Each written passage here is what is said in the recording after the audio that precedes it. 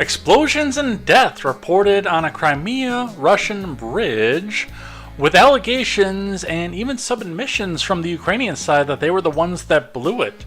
And by the way, this does include civilian casualties, so we'll be talking about this, what this escalation means, and whether or not we are still at a defensive position for the war in Ukraine. In other news, Donald Trump pushes back on Republicans who want to take the FBI headquarters out of Washington, D.C. All the while, Salon comes out and tells us why we should be very, very afraid of Trump's fascist agenda. So we'll be going over that article, what this means, what this actually means in the real world, and where the fear is coming from.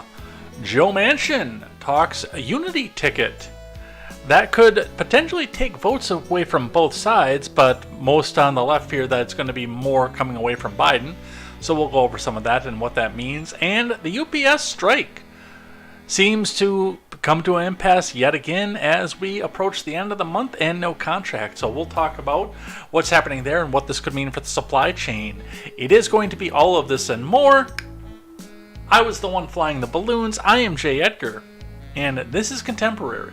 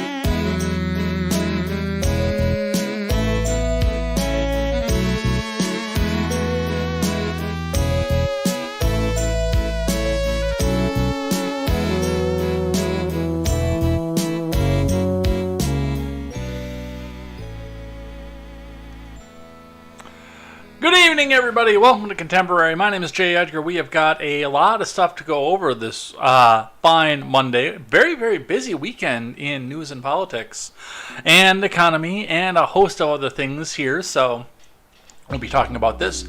We'll be talking about the NDAA that actually passed the House with, believe it or not, bipartisan support, even though it's probably still DOA in the Senate.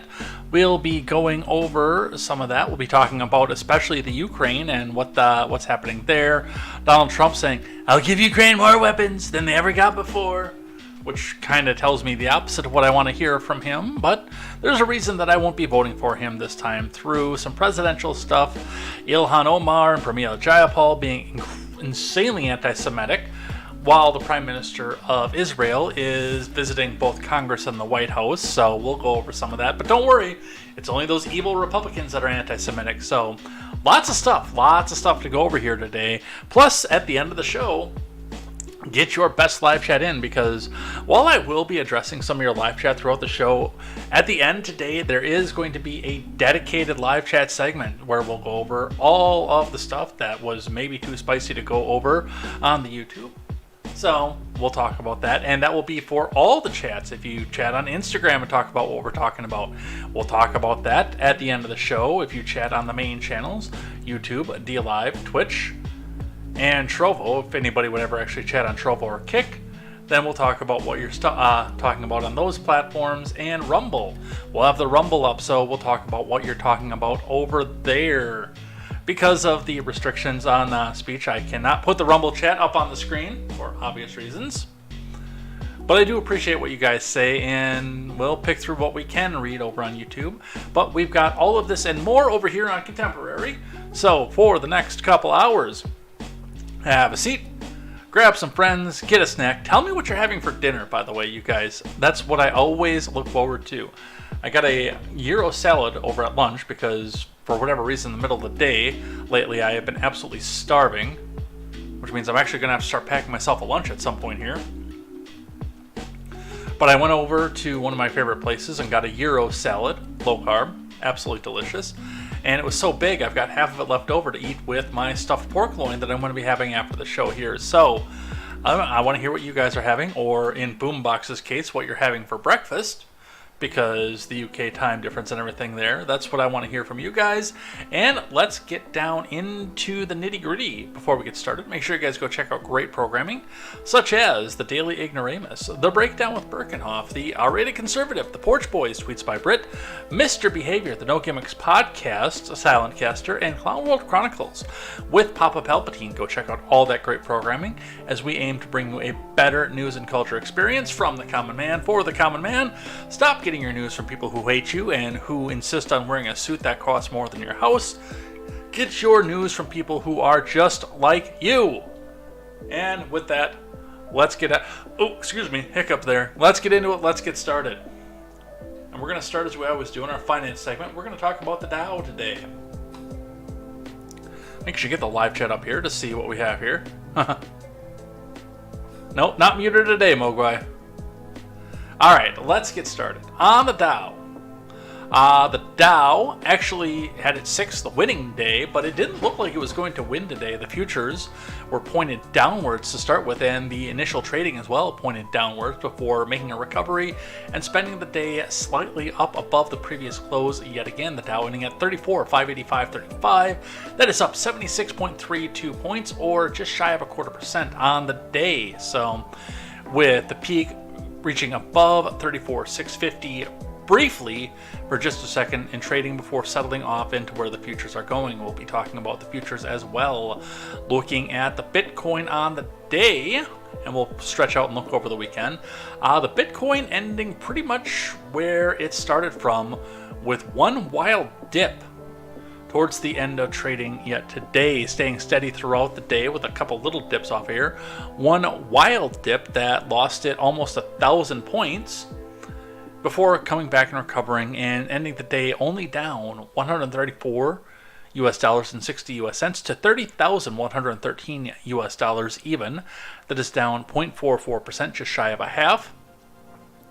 Going out on the 5-day, a fairly uneventful weekend at this point here, going all the way back to Friday with the major drop-off, and then the rest of the weekend holding fairly steady in the low 30,000s range. So that is what we were seeing coming out of our Bitcoin for the day. Our gas prices, looking at the same market we always do and have been for the last 3 years steady, the Madison area, with a 340 entering the Isthmus at the Shell and a 316 at the BP and the Amoco on the Isthmus.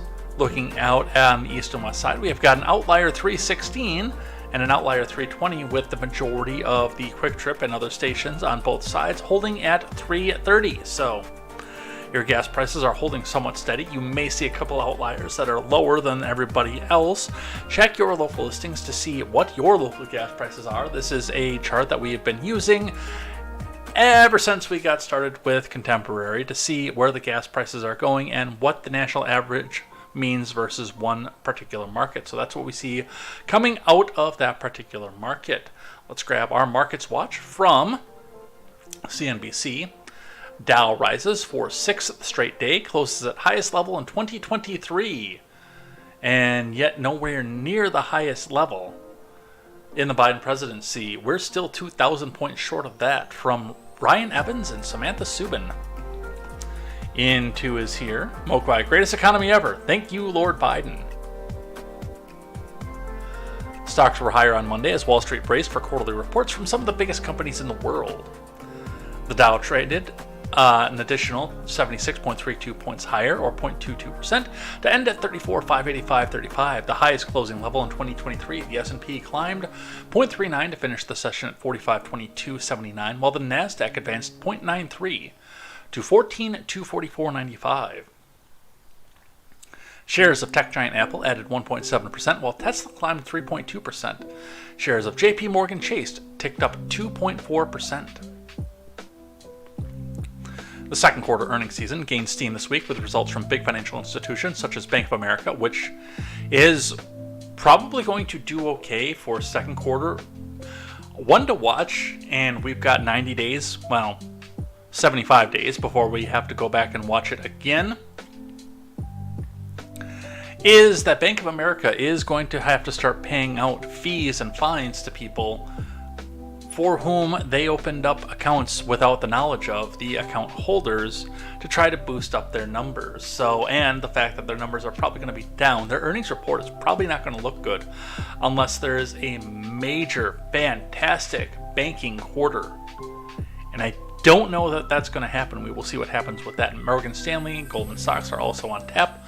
Results are also due from United Airlines, Las Vegas Sands, and tech giants Tesla and Netflix.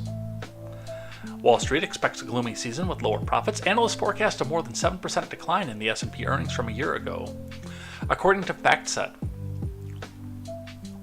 This week also ushers in the Federal Reserve's blackout period ahead of its July policy meeting.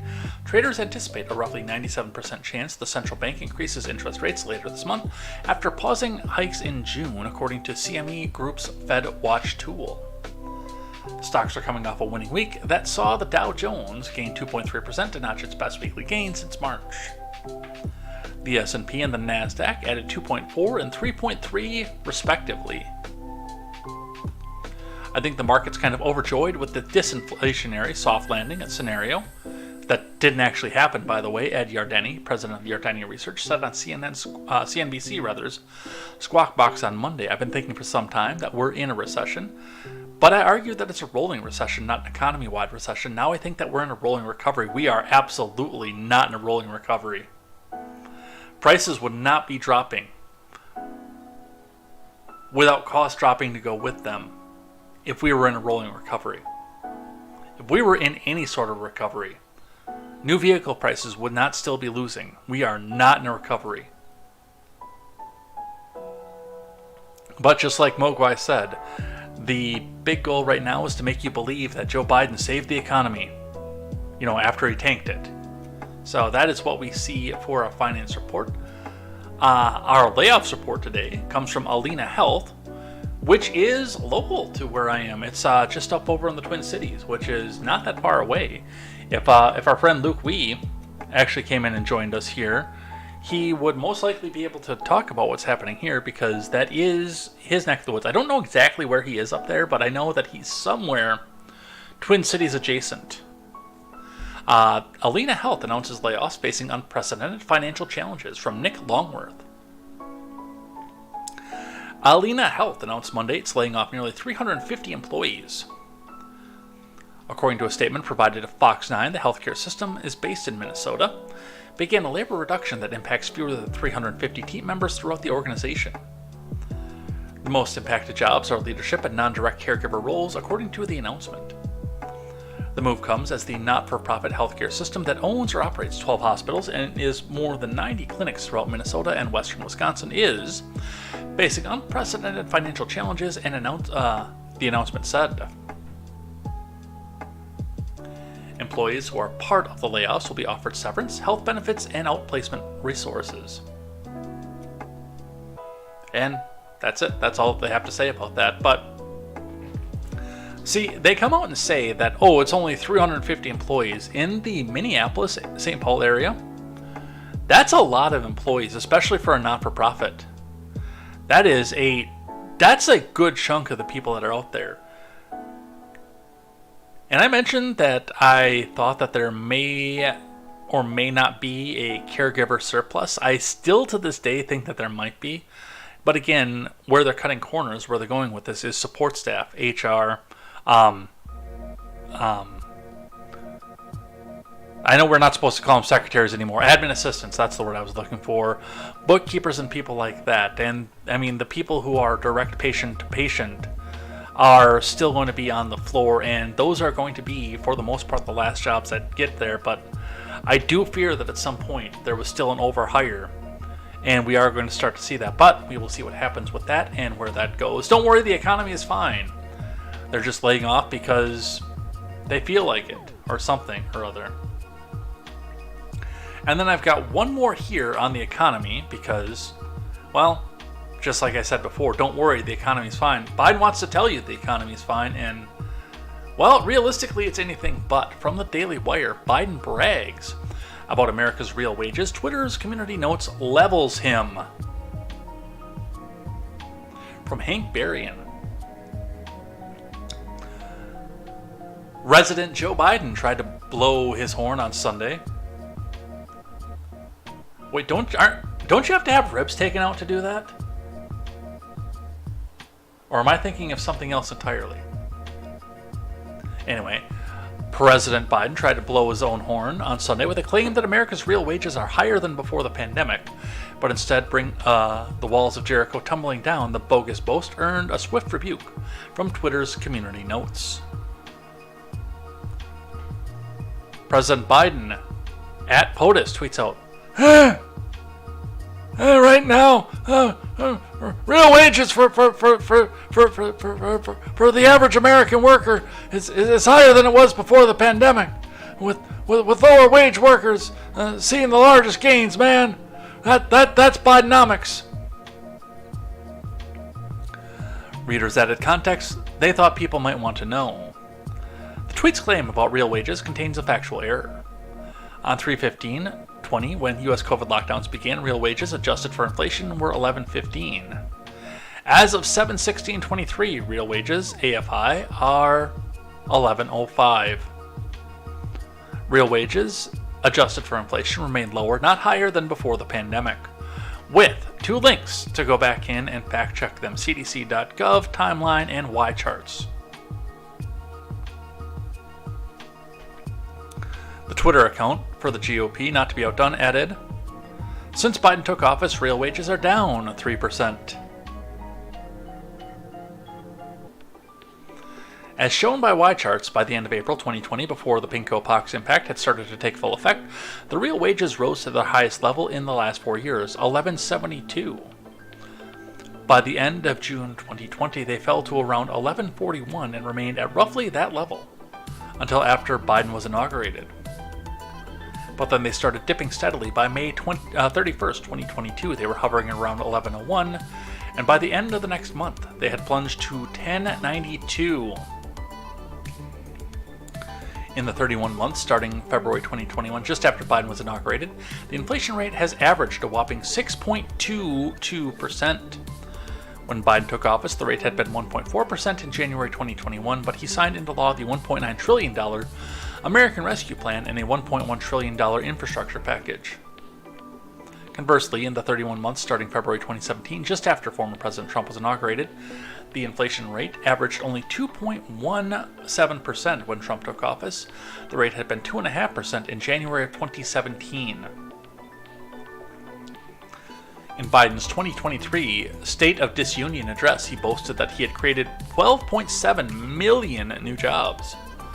More jobs created in 2 years than any president has ever created in 4. They ignored the fact that the U.S. economy lost over 22 million jobs in March and April 2020 as a result of the economic shutdowns triggered by the pinko pox pandemic. In the first 2 years of Biden's tenure as president, federal spending rose to 40% higher than pre-COVID 2019 budget. Biden's proposed 2024 budget would add as much to the national debt as former President Trump and former President George W. combined. Which, by the way, is a massive number. That's a scary number. And W doubled the national debt. Just a reminder. I think he tripled it. Let me fact check myself here.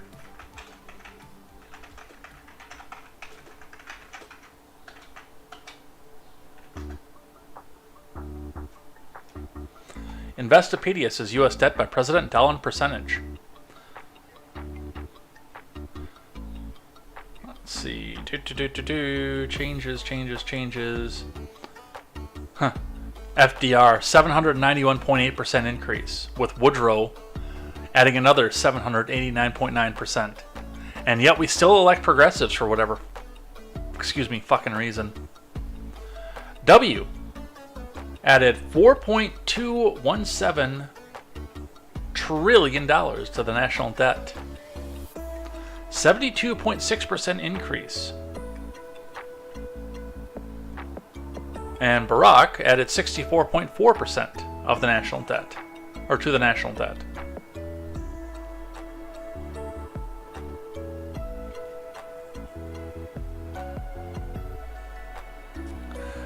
Bill managed to increase it only 28.6%. I actually thought he had it going negative for a little while. I think he did, but I think he actually had some building before he got it to that point.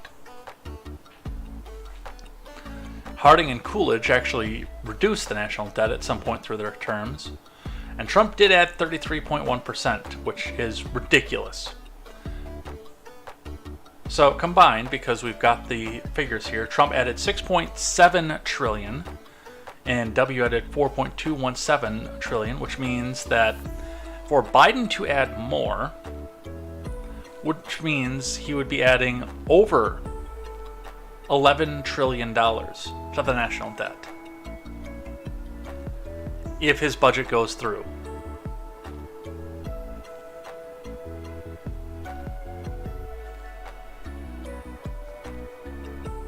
Just some numbers for thought for you guys.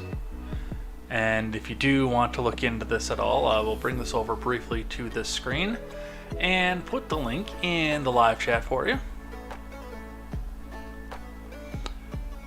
You guys can go have a look at it for yourself and study for a bit. Yeah, Mokwai says, fuck that budget, he had MasterCard.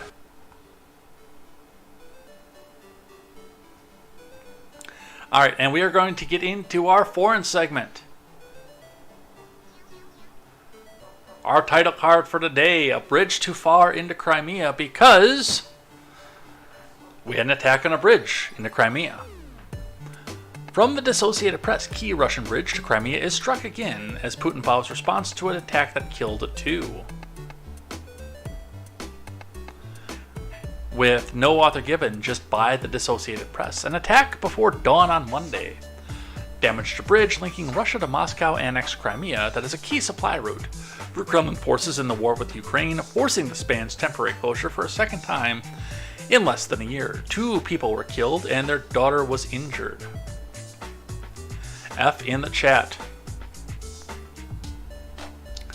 Russian President Vladimir Putin ordered increased security at the 19-kilometer or 12-mile, if you don't speak in communist numbers, Kerch Bridge, repeating a call that he made on October 2022 when the span was severely damaged by an explosion that Moscow also blamed on Kiev. He also promised, "There will be a response from Russia, of course. What happened is another terrorist act of Kiev regime," Putin said in a televised meeting with officials. "It is crime that is pointless from military point of view. It bears no significance because Crimean Bridge has not been used for military means in a long time, and is brutal because blameless civilians were injured and killed." Vehicle traffic on the bridge came to a standstill on Monday, while rail traffic also was halted for about 6 hours.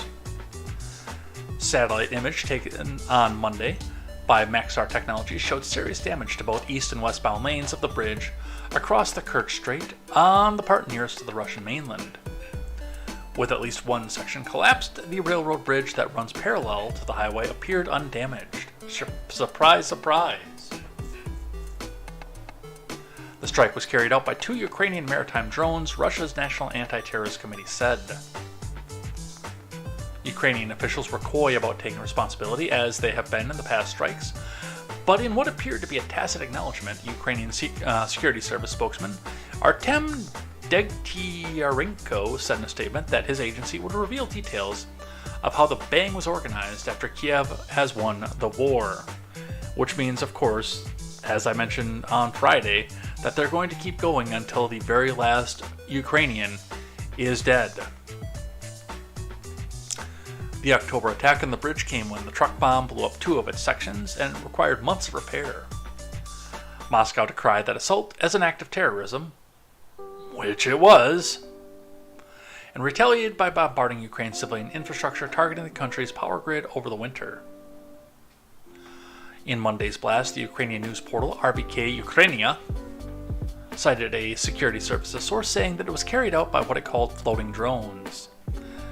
A Deputy Prime Minister Mikhailo Fedorov later said on Telegram messaging service that today Crimea Bridge was torn apart by sea drones, but it was not clear if he was making an official confirmation or referring to earlier reports. Hours after the attack, a video from Russian authorities showed crews picking debris from the deck of the bridge, a section of which appeared to be sloping to one side in a damaged black sedan with its passenger doors open. Putin ordered authorities to thoroughly investigate what happened, to come up with concrete proposals to enhance security of this strategically important transport object, and to provide all possible support to people who ended up in difficult position due to halted traffic on bridge. The Kerch Bridge is a conspicuous symbol of Moscow's claims on Crimea and an essential land link to the peninsula, which Russia annexed in 2014. The $3.6 billion bridge is the longest in Europe and is crucial for Russia's military operations in southern Ukraine in the nearly 17-month-old war. Russia has expanded its military forces in Crimea since its full-scale invasion of Ukraine in February 2022. Occasional sabotage and other attacks against the Russian military and other facilities on the peninsula have occurred since, with the Kremlin blaming Ukraine. Those attacks and acts of sabotage haven't discouraged Russians from spending their holidays in Crimea, and as car traffic on the bridge came to a halt, the long lines formed at the ferry crossing at the Kerch Strait, Russian media reported. Traffic jams also clogged the highway in the Russian-held part of Kherson, after Moscow-appointed authorities in Crimea redirected motorists to take the land route to Russia through the partially occupied regions of Kherson, Zaporizhzhia, and Donetsk. According to Russian state news agency RIA Novosti, drivers headed to Crimea were also stuck in a 3-kilometer jam between Russian cities of Rostov-on-Don and Taganrog, RIA Novosti reported. So a lot of stuff to go over here. Let's get the map.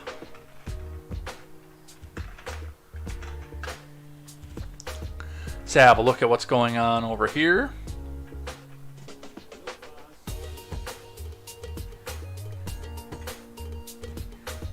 Let's have a look.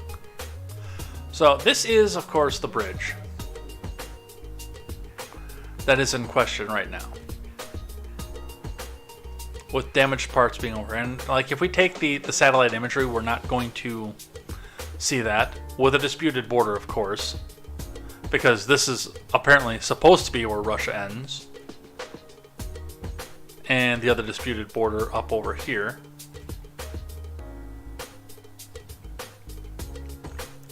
And this is, by the way, the second time, as they mentioned, that they've tried to take this bridge out, because there is no other real way to get to Crimea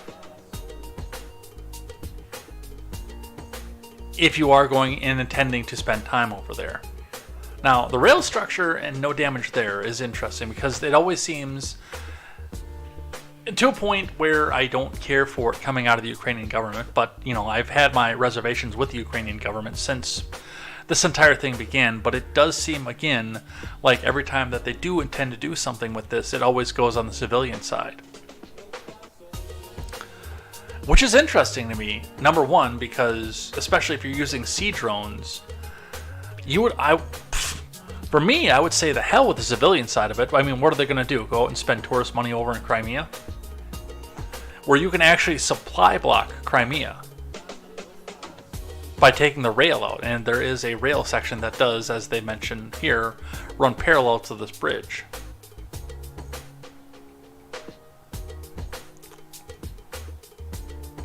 And choke out this entire segment.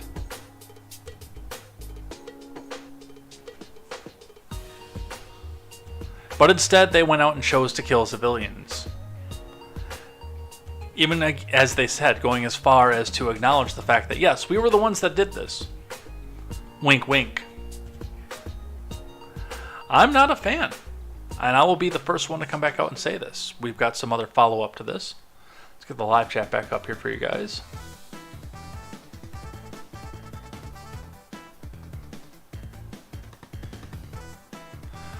From Reuters, Ukraine attacked Crimean bridge with surface drones, Russia says. No author given again. Ukraine attacked Russia's Crimea bridge overnight using an unmanned drone in the water surface, Russia's anti-terrorist committee said on Monday, according to state media. which we knew that. That was a little shorty here. Just a little news bite. Some of the fallout from this coming from our friends over at the Washington Post, where democracy goes to die in darkness. Ukraine hits Crimean bridge, but railway undamaged. Russia halts grain deal. This is from Frederick Kunkel, David L. Stern, and Mary Ilyushina. And there we do have the damage on the westbound side.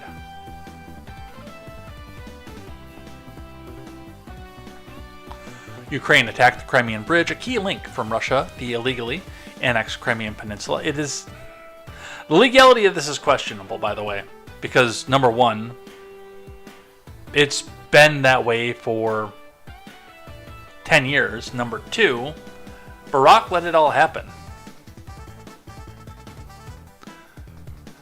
Killing 2 people and disrupting vehicle traffic early on Monday. Russia and Ukrainian officials said a railroad line over the bridge, which is a vital artery for Russian troops and military supplies, escaped damage and quickly resumed service. The strike on the bridge occurred hours before the Kremlin spokesman Dmitry Peskov announced that Russia would resume its military blockade of Ukrainian grain, canceling a deal that has allowed shipments from ports on the Black Sea despite wartime hostilities.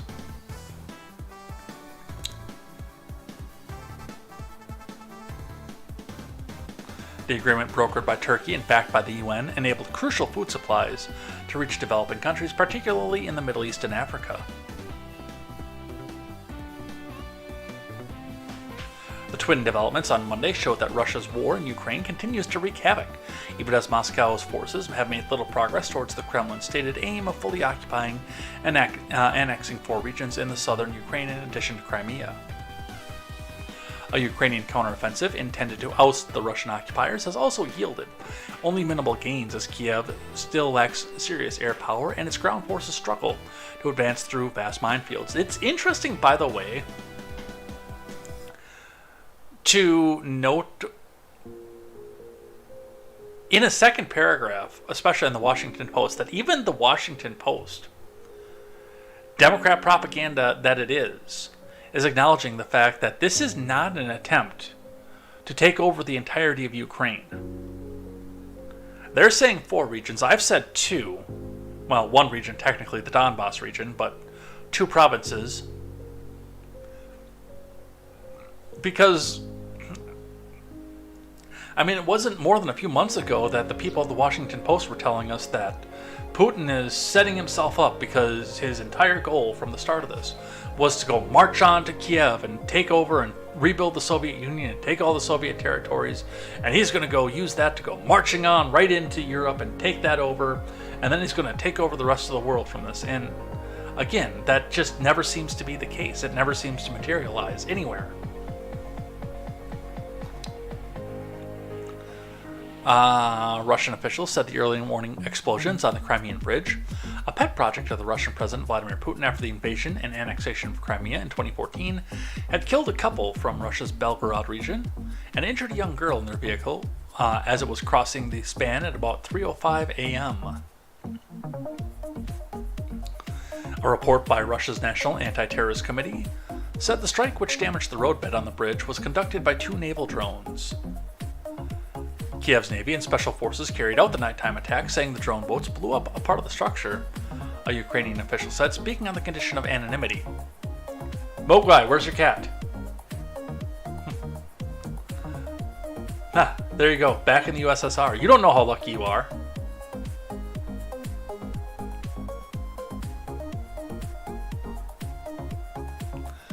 To discuss sensitive military operations, Ukrainian officials also reasserted their right to target the crossing because of its use in transporting military supplies. Which I get. There is military supply that goes across there. But see, the problem is you guys never seem to hit military supplies. Both times you did this, you've murdered civilians.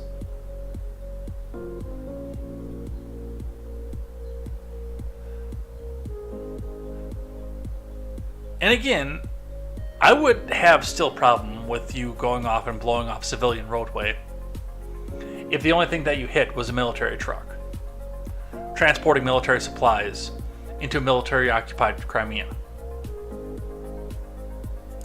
But again, you've done this twice to devastating effect, and you've done it more times since then, but you've done this twice to actual devastating and road-stopping effect, and both times the only people that were killed were civilians. I remember that first time when the truck bomb went off and that one sedan was pretty much just vaporized. I don't even know if they got anything back off of that. But it was right next to the truck when it went off. It is difficult to reach bridge, but in the end, it was possible to do, officials said. The SBU, Ukraine's main internal security service, appeared to taunt Russia in a post on its Telegram channel, noting that Monday's attack was second strike on the bridge. In October, a huge explosion caused damage to the roadway and rail tracks that prompted Russia to retaliate with a barrage of missile strikes on Ukrainian cities. So, now we're losing out on worldwide grain shipments, which, and again, I remind you, just like I did before, the most important thing that you can do, other than trying to end this regime, which wants to funnel all of our money into this and prolong this war forever, the best thing that you can do is hoe in another row. If you're renting somewhere, buy a bunch of milk or water jugs from your local grocery store. Drink the milk or water, obviously. Fill them up with dirt and put plants in there. You can get a good haul off of that, by the way. I've done it. You can get a damn good haul. I've done it just on a milk jug garden. There's a damn good haul that you can get off of that. So I do encourage that as well. But hoe in another row.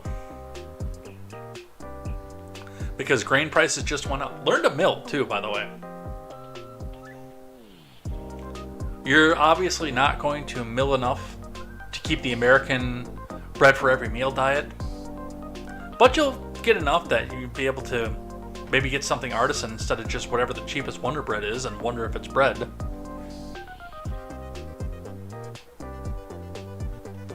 The Hill reporting why Crimea's Kerch Bridge is a big deal in Russia's war in Ukraine from Mine.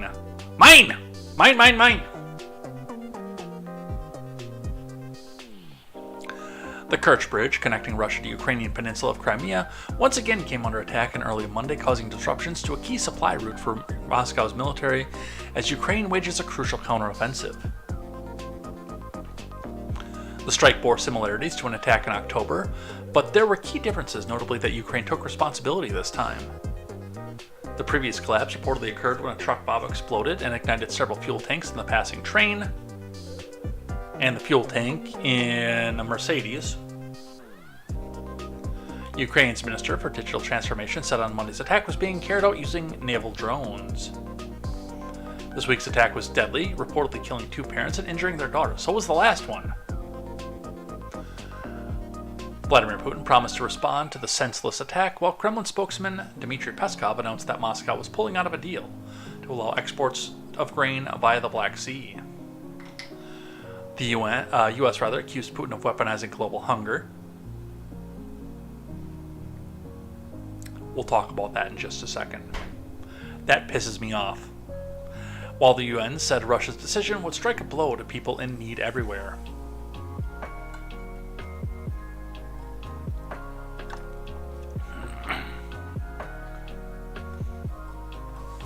The Kerch Bridge is important militarily, but also deeply symbolic for Putin, who oversaw the illegal... There's that word again, and I caught it, and I said it.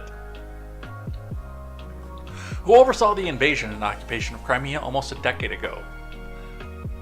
Putin announced that his plans to build a 12-mile road and rail bridge soon after he seized Crimea from Ukraine in 2014, and Putin himself personally inaugurated the bridge when it opened in 2018, driving across in an orange dump truck.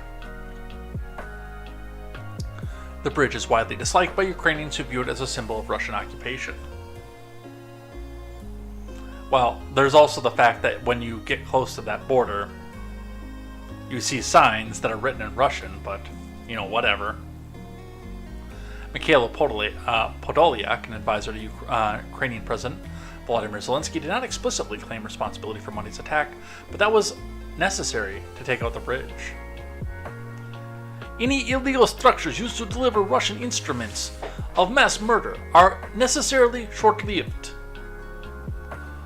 And again, I remind you, yes, you did damage. You took out a military supply route so much as it's getting used.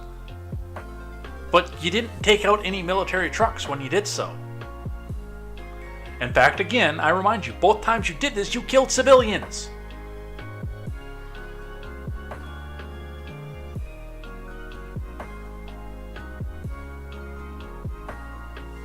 Why is this important? Well, and again, we talked about in the last article the fact that Russia was set to open up supply lanes to get grain out to Africa and the Middle East. He's not going to do that anymore. That's not necessarily strategically the worst decision for him. You want to talk about guilt? You want to talk about, I don't know, a duty to your fellow man or something? Fine, we can bring that up. But Vladimir Putin's first responsibility is the safety and security of the Russian people. So to come back out and open up supply lanes, potentially putting his troops and his people in danger, I wouldn't. Fine, you guys want to come back out here and screw with what I have and what I built? And kill my civilians every time you do? Fuck you.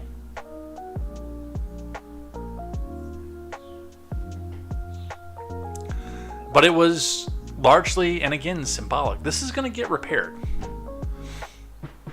It's going to take a couple months, but this is going to get repaired. This is going to be open all the way back up again. Meanwhile, we'll come back out here, and nothing's going to bring those two parents back. That little girl is an orphan, a war orphan. So, that is why this is important. The BBC. Putin vows response after terrorist attack on Crimea bridge. There's a close-up of the section that's lost. Those of you listening on the audio platform, we are looking at this while we're up here. From Antoinette Radford and Catherine Armstrong. Vladimir Putin has vowed to retaliate following a terrorist attack on the bridge linking Crimea to Russia. Moscow has blamed Ukraine for the incident, which left 2 people dead, but Kiev has not officially said it was responsible.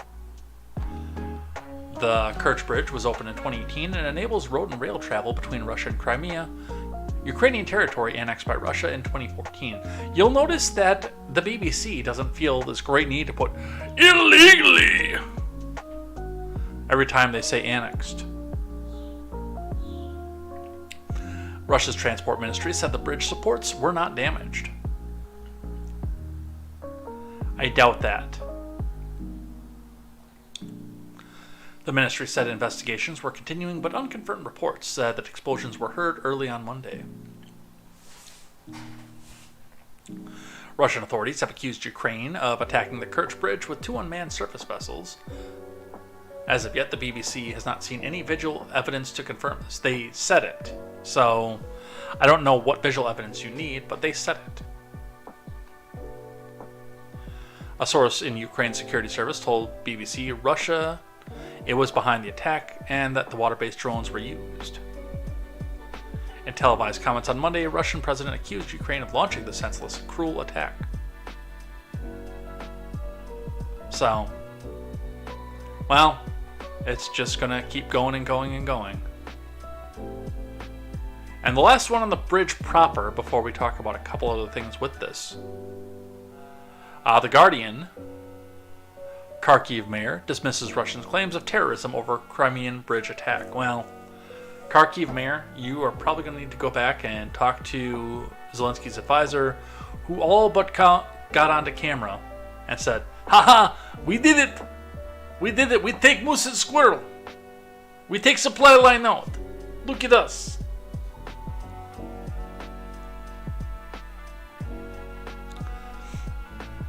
So that is the Kerch Bridge. Pretty senseless. Rogan weighing in on this one here. Jackson Hinkle tweeting out, if they can pump billions of dollars into Ukraine, then they can create the opportunity in Baltimore or Detroit. Let's have a listen. I haven't checked Rogan's roster recently. I wonder who he's had on recently. I might go look at that while we're listening to this.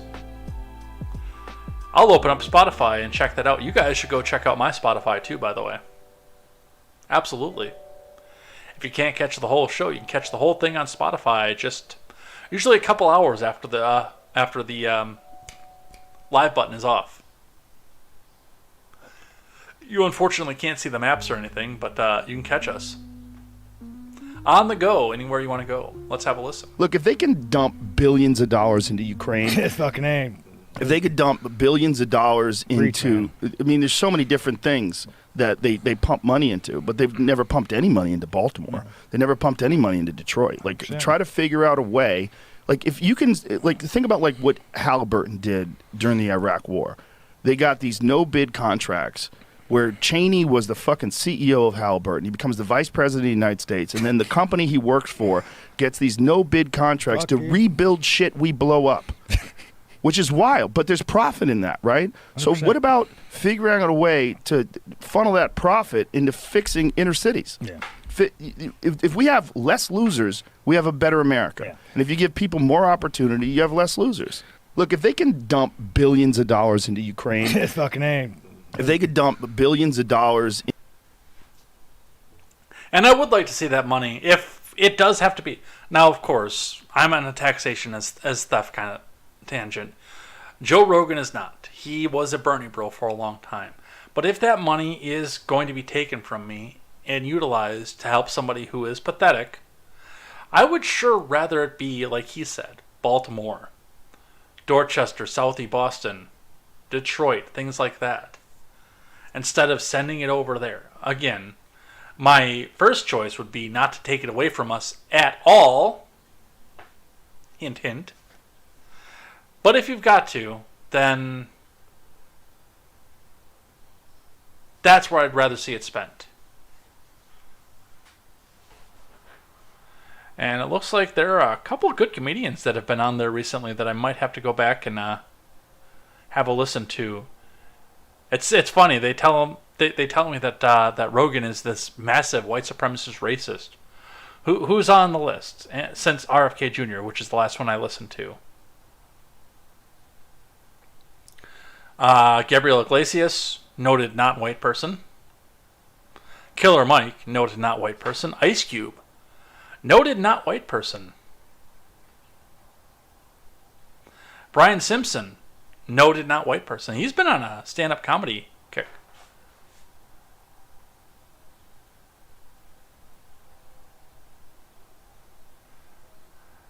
And looks like we've got one. Stephen C. Meyer is a philosopher of science and the director of the Center for Culture, or Science and Culture at Discovery Institute, and author of several books, including Darwin's Doubts. That just got added to the bookmarks. We'll be listening to that one, because that sounds very interesting to me. And I'm going to listen to Ice Cube, too. Although, I fear that by the time I get back to listen to this, because I don't listen to as many podcasts as I used to anymore, that they won't have Ice Cube anymore, and I'll have to settle for Vanilla Ice.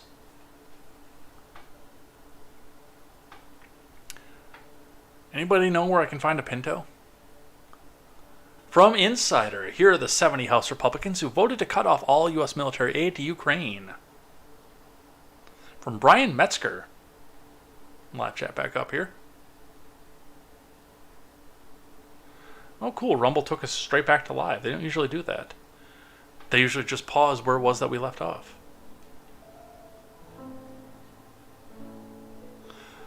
Here are the 70 House Republicans who voted to cut off all U.S. military to Ukraine. From Brian Metzger. 70 House Republicans voted in favor of an amendment to the country's annual defense bill that would have cut off all U.S. military aid to Ukraine. Yeah, big surprise that one didn't go anywhere.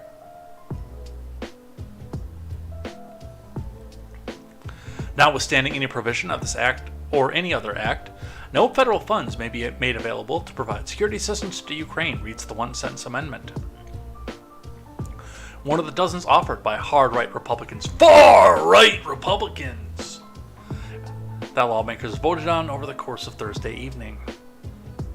The amendment easily failed by a 358 to 70 margin. No shit, Sherlock. With all Democrats and a majority of Republicans opposing the measure.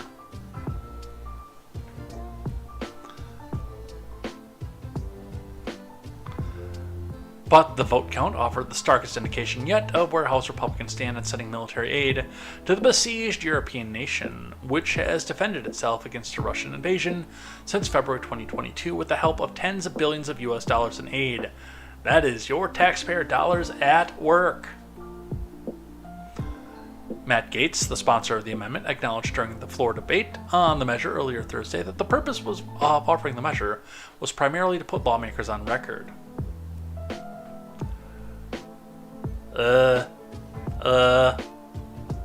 My amendment is, gonna lose overwhelmingly, and when it's put up for a vote, said Gaetz.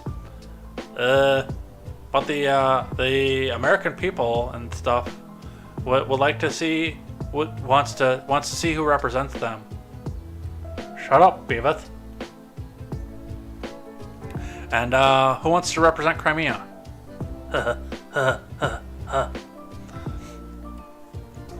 Many of the 70 lawmakers who ultimately voted for the amendment are members of the hard-right House Freedom Caucus, including Lauren Boebert and Chip Roy. Rep. Marjorie Taylor of Georgia. So I'm guessing she's dropping her husband's last name at this point. Rep. Marjorie Taylor of Georgia, who was recently booted from the hard-right caucus, also voted for the measure.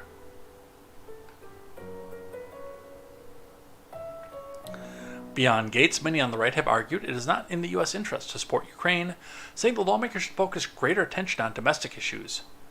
Dozens of Republican lawmakers have voted against aid to Ukraine in the past, and former President Trump expressed a desire to curtail U.S. involvement in the war. Yeah, you'd think, but it looks like he changed his mind on that, too. We'll be reading about that in the exact very next article, in fact.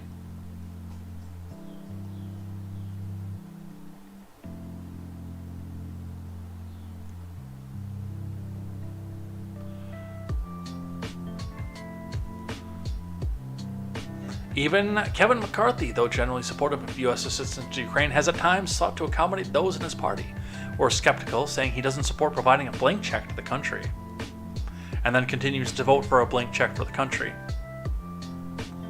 Democrats, by contrast, have largely stood behind the Biden admin's approach to the war because they're being whipped into lockstep by the former Speaker of the House. Though the recent decision to send cluster bombs to Ukraine has drawn out outcry from some progressive lawmakers. Here's the list.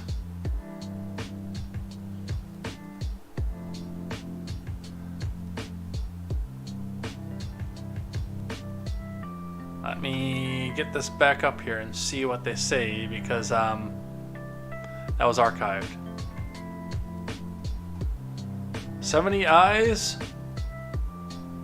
149 nays on the Republican side versus 209 to 0.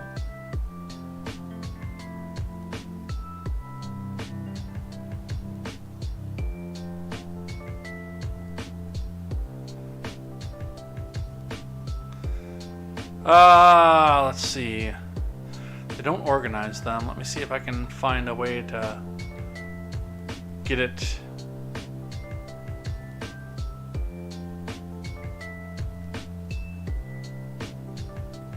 There we go. Babin of Texas, Balderson of Ohio, Banks of Indiana, Bean of Florida, Biggs, Andy Biggs of Arizona, Bilirakis of Florida, Bishop of North Carolina, Boebert, obviously breaching, Burchett of Tennessee, breaching is Oklahoma, by the way, Burgess of Texas, Burleson of Missouri, Kamak of Florida, Carl of Alabama, Klein of Virginia, Cloud of Texas, Collins of Georgia, Comer of Kentucky, Crane of Arizona, Davidson of Ohio, Byron Donalds of Florida, Duncan of South Carolina, Ezella, Mississippi, Fallon of Texas, Finstad of Minnesota, Fishbach of Minnesota, Franklin C. Scott of Florida, Fry of South Carolina, Pulcher of Idaho, Gates of Florida, obviously, Good of Virginia, Gooden of Texas, Paul Gosar of Arizona, Green of Georgia, Hageman of Wyoming, Harriet Hageman, Harshberger of Tennessee, Hearn, Houchin, Hunt, Jackson, Johnson, Jordan, Joyce. We could just go through all these, and I mean, most of these we know are going to be anyway, so. Man, even I was getting bored by that. Let's talk to Donald from the Daily Wire. I'll give Ukraine more weapons than they ever got if Putin does not end the war. That's my promise. More taxpayer dollars. I'll lower your taxes and then go spend more. From Daily Wire News, you guys wonder why I won't vote for this guy. Former President Trump said during an interview over the weekend that his plan to end the war in Ukraine in just a day involves threatening to give Ukraine more weapons than they ever got if Russian President Vladimir Putin does not bring the war to an end. Trump made the remarks during an interview on Sunday morning with Maria Bartiromo. Let's listen. You said you could end the war in Ukraine in 24 hours. Yes, I could. How would you do that? I know Zelensky very well. I felt he was very honorable because when they asked him about the perfect phone call that I made, he said it was indeed perfect. He said it was. He didn't even know what they were talking about. He could have grandstanded, oh, I felt threatened. Well, that's not going to be enough for Putin to stop bombing Ukraine. No, I'm not saying that. What I'm saying is that I know Zelensky very well and I know Putin very well, even better. And I had a good relationship, very good with both of them. I would tell Zelensky, no more. You got to make a deal. I would tell Putin, if you don't make a deal, we're going to give them a lot. We're going to give them more than they ever got if we have to. I will have the deal done in 1 day. 1 day. 1 day. 1 day. I actually disagree with this strategy.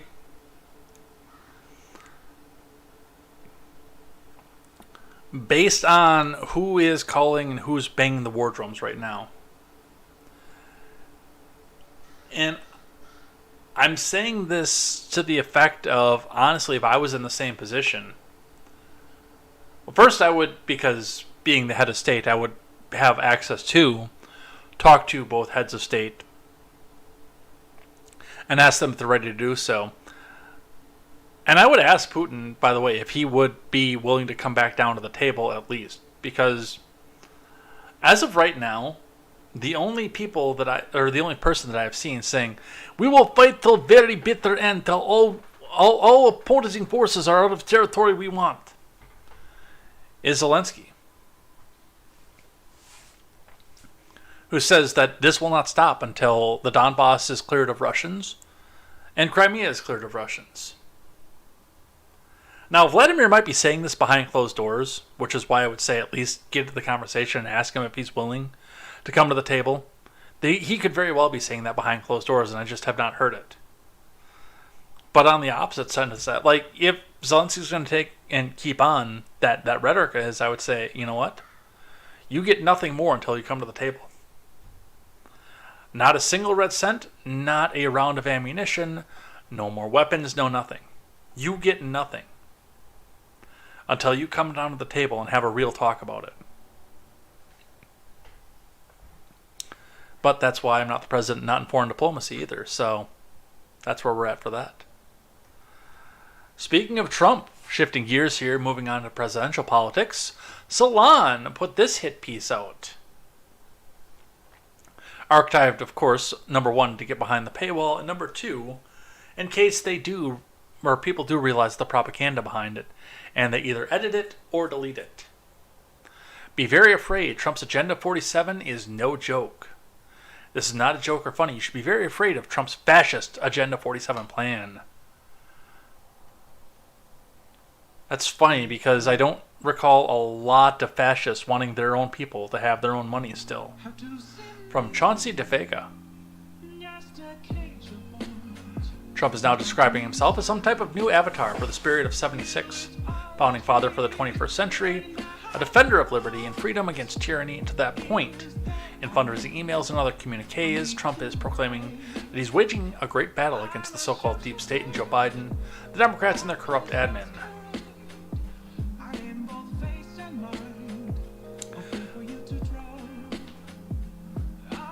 He goes on to talk about this, but I want to talk about the agenda that they're putting out with this.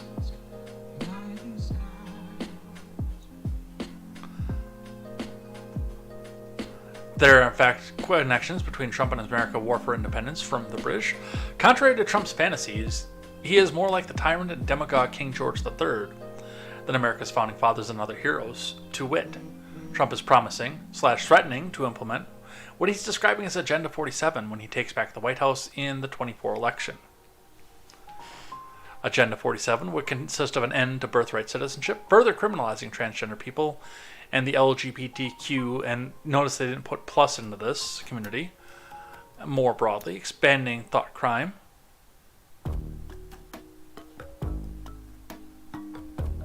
like being in open support of a president that the other side doesn't like, thought crime like the Democrats do, and other censorship laws, and the teaching of critical race theory, and to defeat woke and Black Lives Matter. Attacking academic freedom and replacing it with patriot education, implementing national stop and frisk law, pardoning the January 6 terrorists. Oh yes, a lot of fascists like to take people out of prison, putting homeless people in camps. That was specifically worded. Or some other designated area under the threat of arrest. Building high-tech freedom cities, ending the professional civil service, and replacing it with right-wing political appointees and other such partisan agents. Gutting the DOJ, which is something that fascists always do, is gut out their arm of controlling the population. Executing drug dealers, starting a trade war with China, making peace with Putin by withdrawing support for Ukrainian people and their freedom struggle. Jeez.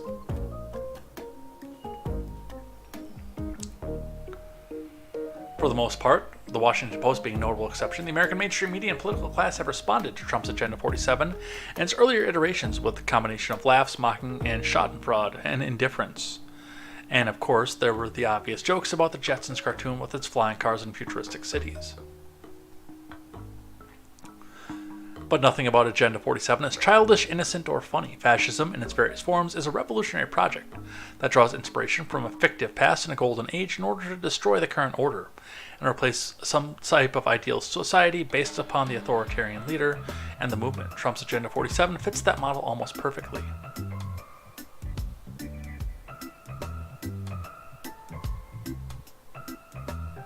So, they seem to think that letting you keep more of your tax dollars, taking restraints off businesses so they can hire more people, giving people more economic independence, ending your tax dollars going to support another country, and more, is some sort of fascistic movement.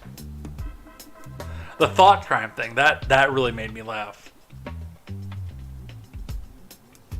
But that's what they're going to try to cram down our throats coming into November of 2024. Let's keep going. Let's read from the Daily Wire again.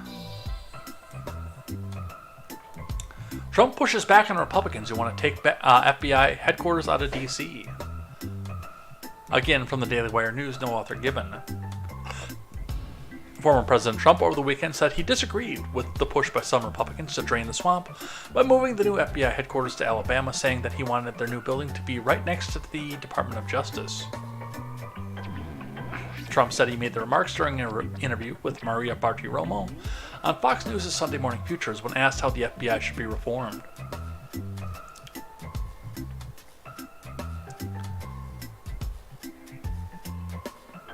Let's listen. How should the FBI be reformed? For example, the Republicans say, take the headquarters out of Washington, make the headquarters in Alabama. Good idea. And what else do you want to see in terms of a reform of these agencies? So I had a plan to take down the FBI building and build a brand new building in Washington because I think that the FBI should be somewhat close to DOJ if they're all honest people. You know, I mean, they want to move it to a different state. They were going to move it to Virginia, build this, you know, thing. It was going to cost, I mean, if you talk about environmentalists, the traffic was massive, et cetera, et cetera. It's already massive. Well, they want $3.5 billion. They want it to be bigger than the Pentagon. They want it to be this monster building very far away. I like the idea of it being close to the Justice Department because they work together. To me, and they had the land, they had everything. You could renovate the building or build a new building in that location. There'd be a little bit of turmoil during construction, but not a lot. And that was what I preferred. That's what I was going to do, and it would have cost a lot less money. But I liked the FBI being somewhat close to the Department of Justice. I think it was, and I will tell you, the FBI people felt that was good also. So you don't agree, move it to Alabama, with what the Republicans are saying? I'll move anything to Alabama because I love Alabama. If Alabama wants it, I'm all for it. No, I love Alabama. Yeah. But I think there's something to be said about the FBI and the Department of Justice or Injustice. Right now it's not Department, it's the Department of Injustice. I think they have to be, you know, they work together. They could walk across the street. So every time you have to need somebody in court or whatever you're doing, they have to ride an hour and a half or 2 hours in traffic from a place in Virginia that's very far away. Should FISA be reviewed? Should Well, no, FISA FISA's corrupt. You look at what the FBI did with hundreds and hundreds of cases where they, you know, I could tell you some of the names that everybody hears about, but you look at hundreds of cases and violations, and I'm actually very surprised that the judges didn't get angry about it. You know, you never hear anything about it. FISA was corrupt, the whole system of FISA.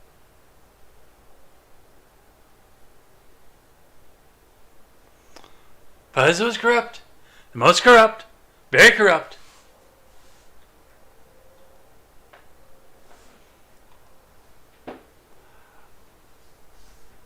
I think that in the situation we're in, the first thing that we should be doing before we even talk about what to do with FISA and everything else is to decide whether or not we want to have an FBI, period.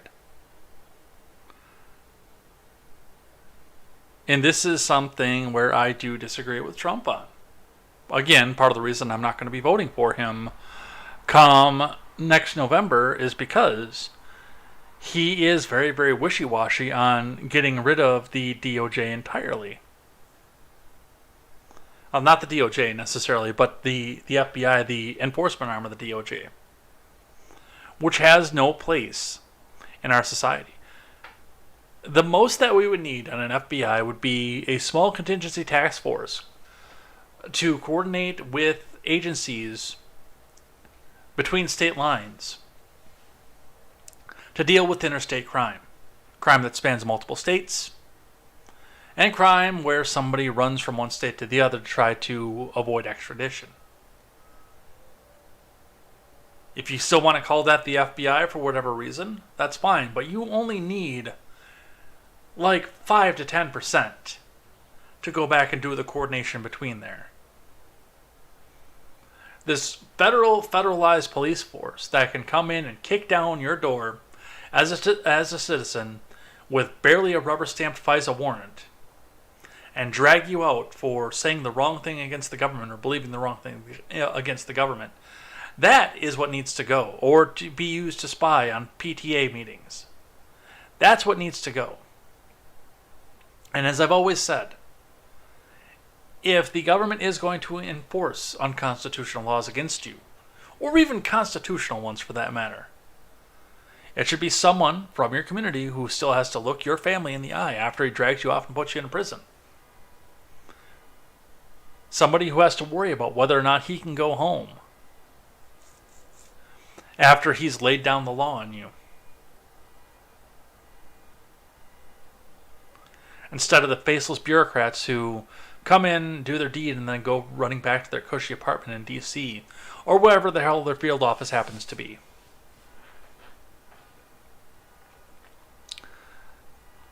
But he hasn't learned his lesson yet. So, shifting gears here, talking with DeSantis, which we didn't talk about on Friday.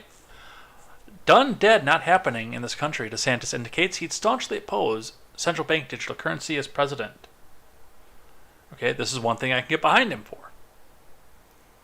I mean, he's never going to get to the presidency.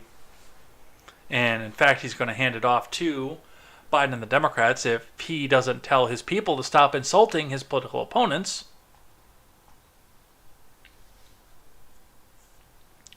But there's no need. If you're getting crypto, you're doing it because you want to use something other than the US dollar. So using the US dollar as crypto defeats the purpose. From Alex Nitzberg over at The Blaze. There should be video with this too, by the way. Florida man Ron DeSantis, who is currently one of the many GOP presidential primary hopefuls running for the nomination, has said as president he would put the kibosh to the idea of CBDC in the U.S.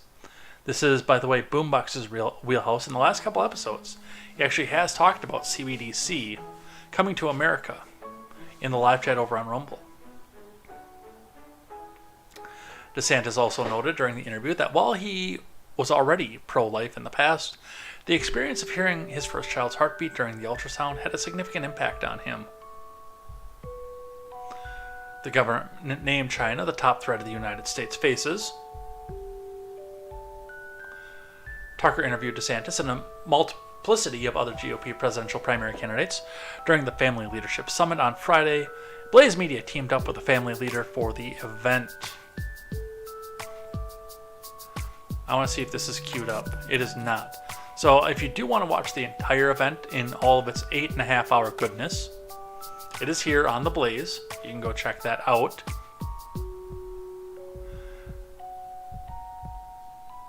But again, what DeSantis is trying to play into, and I don't know if he understands that this runs counter to the primary notion of his campaign, but what he is trying to run into right now is that he wants to dismantle the federal agencies, as I've said, which is funny because he will need them to force down his Christian agenda on people, and then end other authoritarian practices and allow freedom, unless it's the freedom to practice a religion other than Christianity. So that is where DeSantis is at right now. Let's grab one from NPC News. Joe Manchin and John Huntsman flirt with third-party 2024 ticket in New Hampshire. From Vaughn Hilliard, Catherine Koretsky, and Dan Gallo.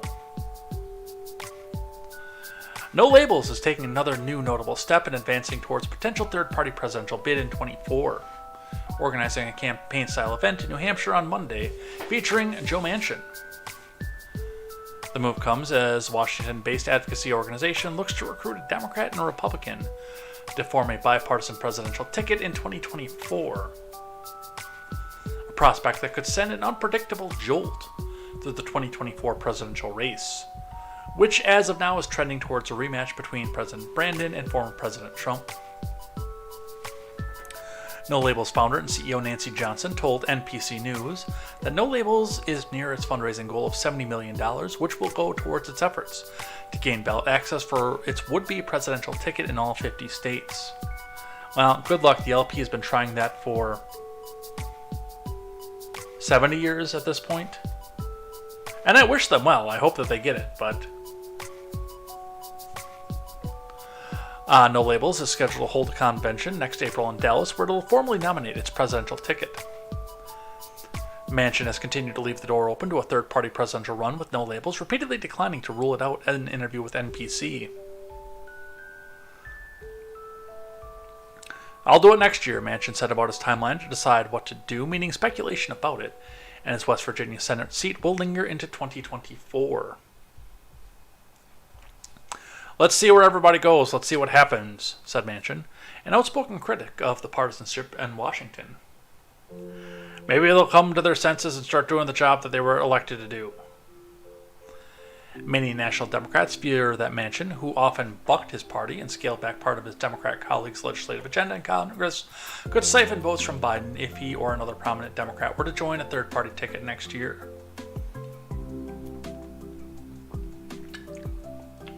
one of the most striking differences between Biden's win in 2020 and Hillary's loss to Trump 4 years earlier was the low share of voters who decided to pick a third-party candidate. The third-party vote share fell from 6% in 2016 to 2% in 2020. Honkity honk honk honk honk honk honk honk. And according to the NPC News exit poll, most of those who voted third party in 2016 decided to back Biden 4 years later, helping to deny Trump re-election. Now, Democrats worrying that a growing third-party vote in 24 would serve to lower the threshold if Trump needs to win again, as in 2016, when 47 to 48% of the vote was enough for him to capture key swing states. Manchin dismissed Democrat fears that a no-labels fueled presidential run would boost Trump, except for the fact that it would. Nobody at No Labels that I've ever spoken to would ever be a spoiler, Manchin said. There is no spoiling going on here to give an advantage to one side or the other. We're hoping both sides come to the sensible middle. So, I believe that Manchin believes that. I don't believe that's true, but I believe that Manchin believes that. And there is, by the way, a reason that the especially the corporate Democrats, are terrified of Manchin doing this. And especially Cornel West, who will appeal if he stays on the ticket and doesn't get JFK'd at some point in the campaign. Peel off both the far left vote because of his Green Party affiliation and the black vote, who they do, by the way, tend to go back and vote for the people who look like them. I don't always agree with the sentiment, but they tend to do that.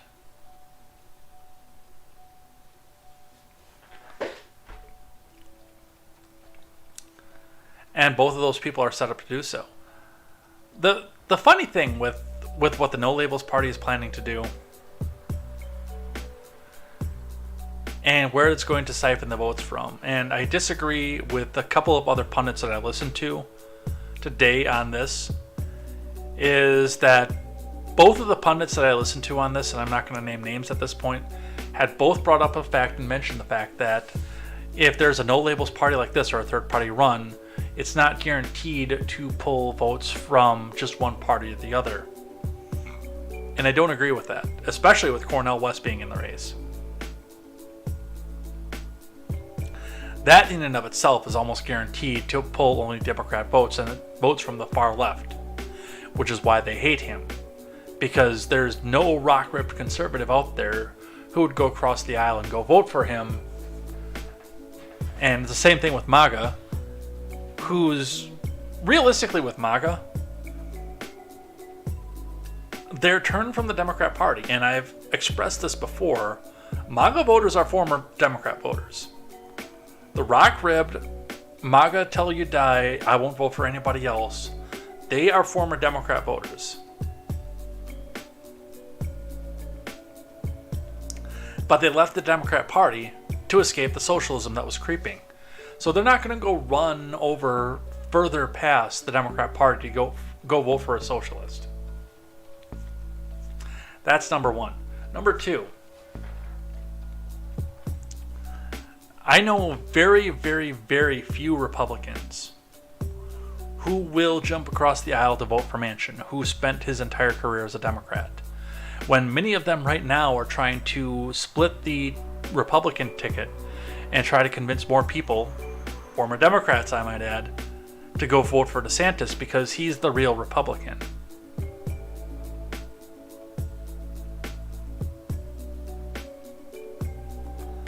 The issue that's at hand here right now is if the No Labels Party picks even some conservative, it's going to be the second fiddle.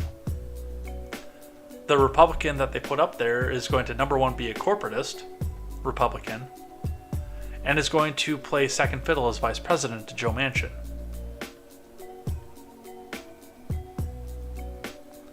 So your far left votes go to Cornel West.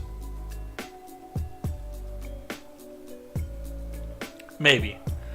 the Democrat Party does have a very, very, very, very, very, very good propaganda campaign of yelling out and saying, you have to vote for us, otherwise you're going to get evil Donald Trump, or evil W, or evil HW, or evil Dole, or, I mean, they've done this every election cycle that I can remember.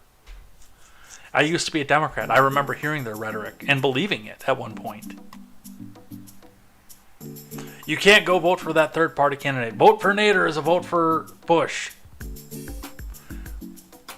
Vote for Dole, or whatever else that they wanted to go put out there. I've heard their rhetoric. And again, at 17, 18 years old, I believed it. I now know that it's bullshit, but at that time, I did believe it.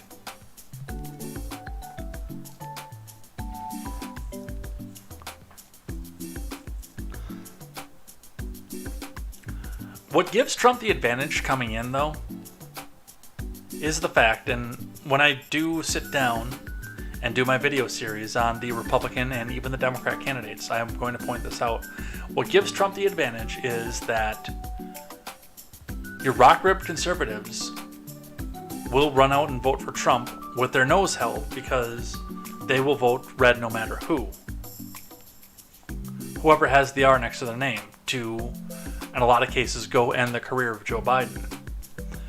Whereas to put DeSantis on the ticket, especially after these people spent their entire time telling the Trump supporters that they're nothing but toothless, redneck, backwoods hicks,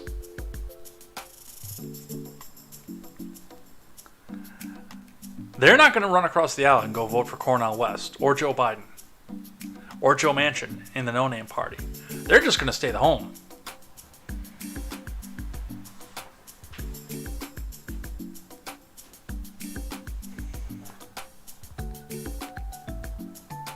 So, in full retrospect, as much as the two pundits, and I respect both the pundits that I listen to, as much as both pundits, and I respect them and their opinions, they're wrong on this one. Yes, a no-labels party and a Cornel West run is a detriment to only one candidate of the main two.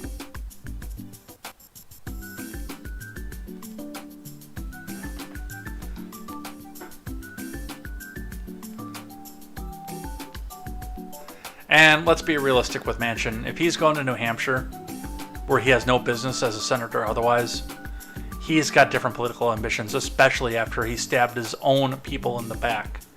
The conservatives who thought that he was a changed man.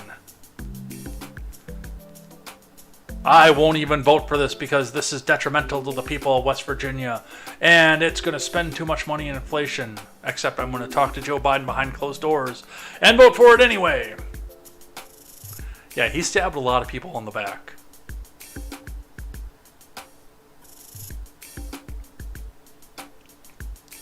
All right, let's talk about the Washington Post briefly.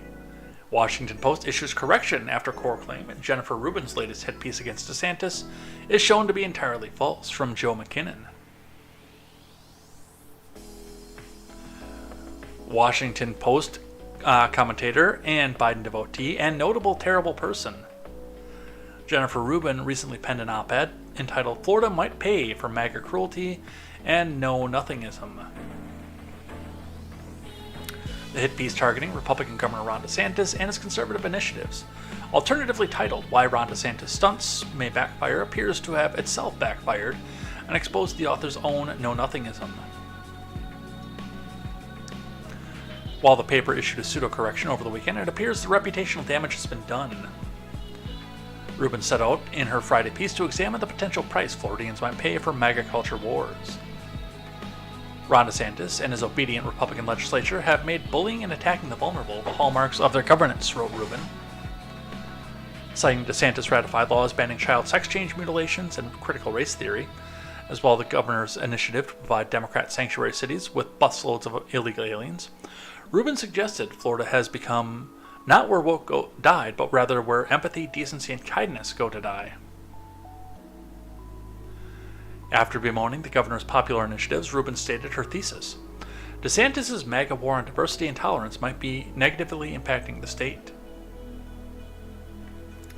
This impact, according to Rubin, can be seen in the massive exodus of 674,740 people from the state in 2021, only that never happened. Rather, the exact opposite phenomena occurred. According to the U.S. Census Bureau, 647,740 people moved into the state in 2021, leaving Florida with the biggest population boom in all 50 states. Rubin appears to have based the crux of her argument on a blog derivative from a Business Insider article wherein Kelsey Neubauer incorrectly stated an estimated 674,740 people reported that their permanent address changed from Florida to another state in 2021. That's more than any other state, including New York or California, and the two states that have received the most attention for outbound migration during the pandemic. Well, Insider changed the headline of its July 11th story to "We Got It Wrong. More people moved out of New York and California than Florida in 2021," and noted the corresponding correction. It had switched those numbers. Rubin had already adopted the original false conclusion as a premise. Well, play stupid games, I guess. What else do we have here? Hakeem Jeffries talking about anti-Semitism. And we're going to show how close he has to look to find it in his own party. Hakeem Jeffries, my statement on the use of a vile anti-Semitic trope and xenophobic conspiracy theory by RFK Jr., which could easily be thoroughly debunked. I know that I used this out there to go try to rile up Midget B over the weekend, but in reality, what RFK Jr. is claiming is easily debunked. Especially given the fact that the COVID seemed to be designed to go after the old and infirmed, and a demographic time bomb that China is facing. Which means that if you're trying to correct your own demographic time bomb, why would you make it so that the virus doesn't affect your own people? That just seems stupid. As far as the Jays, well, you're going to have to go tune into the Porch Boys and listen to Midget B on that one, because I'm not even going to touch that with a 10-foot pole, especially not on YouTube. And by the way, for the record, I don't believe that either. But Hakeem Jeffries, the disgusting use of vile anti-Semitic trope and unhinged xenophobic conspiracy theory by RFK Jr. is unacceptable and unconscionable. Hate crimes directed at the Jewish and Asian American communities have skyrocketed in recent years. Well, do yourself a favor, Hakeem, don't look at the demographics for the people who are perpetrating those crimes. In fact, I should probably archive this tweet, just in case.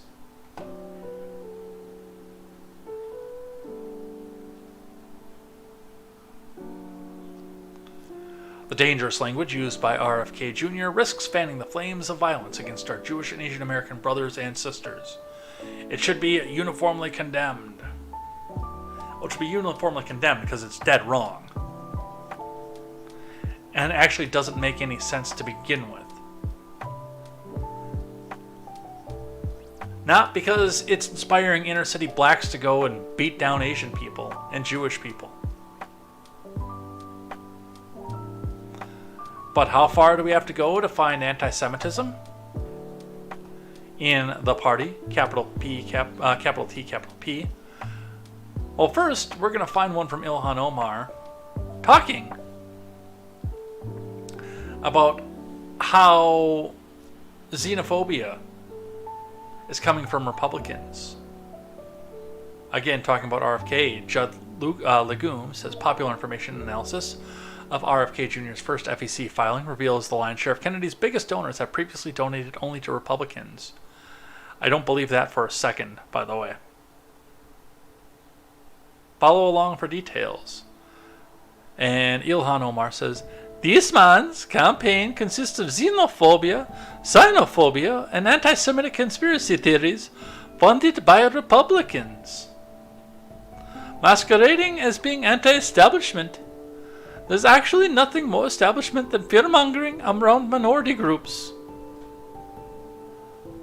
Really, Ilhan? You want to step down there?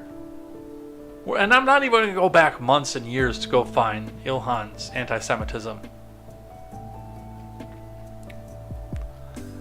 from July 12th at 7:34 p.m. There is no way in hell I'm attending joint session address from president whose country has banned me and denied Rashid Tlaib ability to see her grandma. We should not be inviting President of Israel, a government who under its current prime minister barred the first two Muslim women elected to Congress from visiting the country to give a joint address to Congress. Isaac Herzog's address comes on behalf of most right-wing government in Israel's history, at a time when government has openly promised to crush Palestinian hopes of statehood, essentially putting nail in coffin of peace and a two-state solution. You don't want a two-state solution, though, and you've been on the record of it.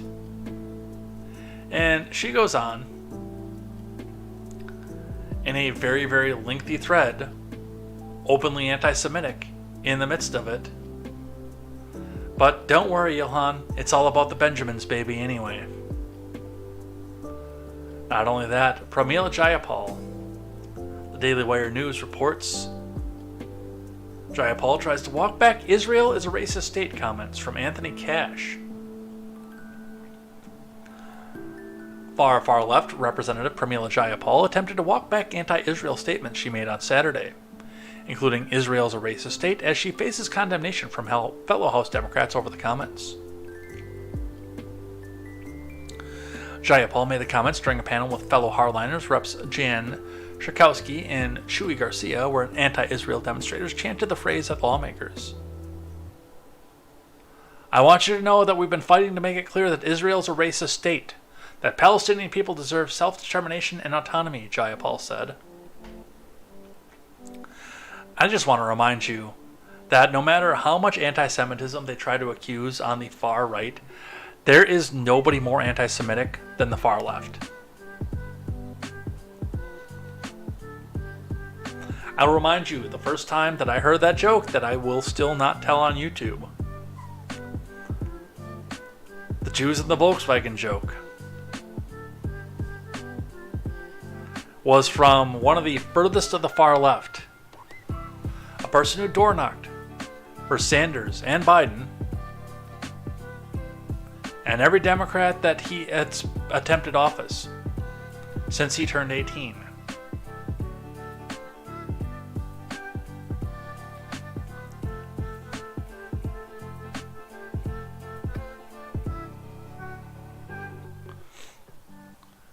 Israel's not a racist state, a letter from the House Democratic leadership read, without explicitly naming Jayapal. America and Israel have a uniquely special relationship anchored in our shared democratic values and strategic interests. As House Democratic leaders, we strongly support Israel's right to exist as a homeland for Jewish people. How many waves do you think this would start if I put this in the Discord right now?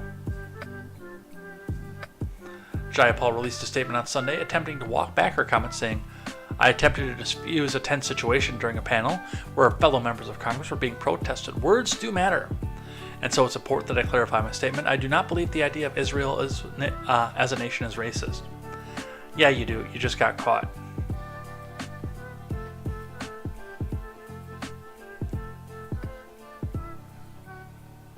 But don't worry, Hakeem Jeffries. It's only the far right and RFK Jr. that are anti-Semitic. Speaking of people who don't follow the party line anymore, reading from The Blaze, you Uncle Tom bitch. Black lawmaker swamped with racist hate-filled messages for joining Republican Party. Yeah, who could have seen that coming? From Christopher Enlow, Georgia State Rep. Mesha Maynor is reportedly receiving a flood of hate messages after defecting from the Democrat Party and joining the Republican Party. Last week, Maynor became the first black female Republican lawmaker in the history of the Georgia State House. Switching parties became necessary, according to Maynor, because Georgia Democrats crucified her for exercising her own political conscience against her party's wishes. That's because, again, and I talked about this when we talked about her switching parties the other day, you are not an individual with a conscience. You are a rubber stamp vote for whatever the progressive agenda wants. And when you forgot about that, they started to hate you. such as when she did not support defund the police and when she supported school choice. Over the weekend, Maynor shared the racist, hate-filled messages that she said she received since becoming a Republican. One message told Maynor she lives up to the word that I am not going to say on YouTube just by following blindly, and said that she is a stain in society that needs to be flushed. This person then called her an Uncle Tom bitch. Another message called Maynor a dumbass Aunt Jemima motherfucking traitor and a self-hating black negress bitch. The person then instructed Maynor to go run in a Republican Confederate district that loves self-hating, word that I can't say on YouTube.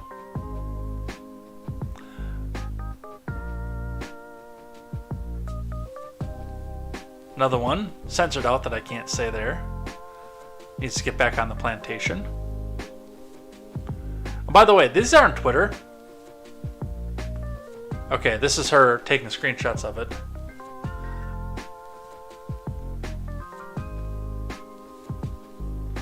But it's a screenshot, so I can't come back out and say, hey, this is what happened here.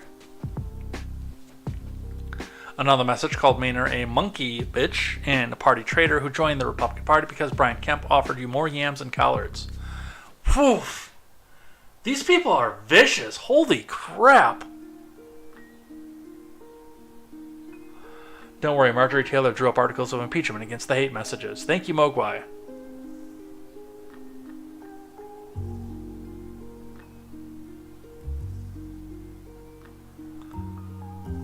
Oh, man.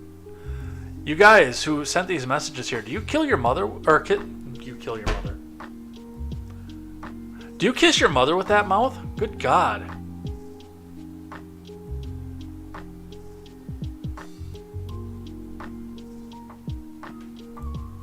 I could go even further than that, but we will leave the pedophilia of the Democrat Party alone for this point, too, because that is a step too far.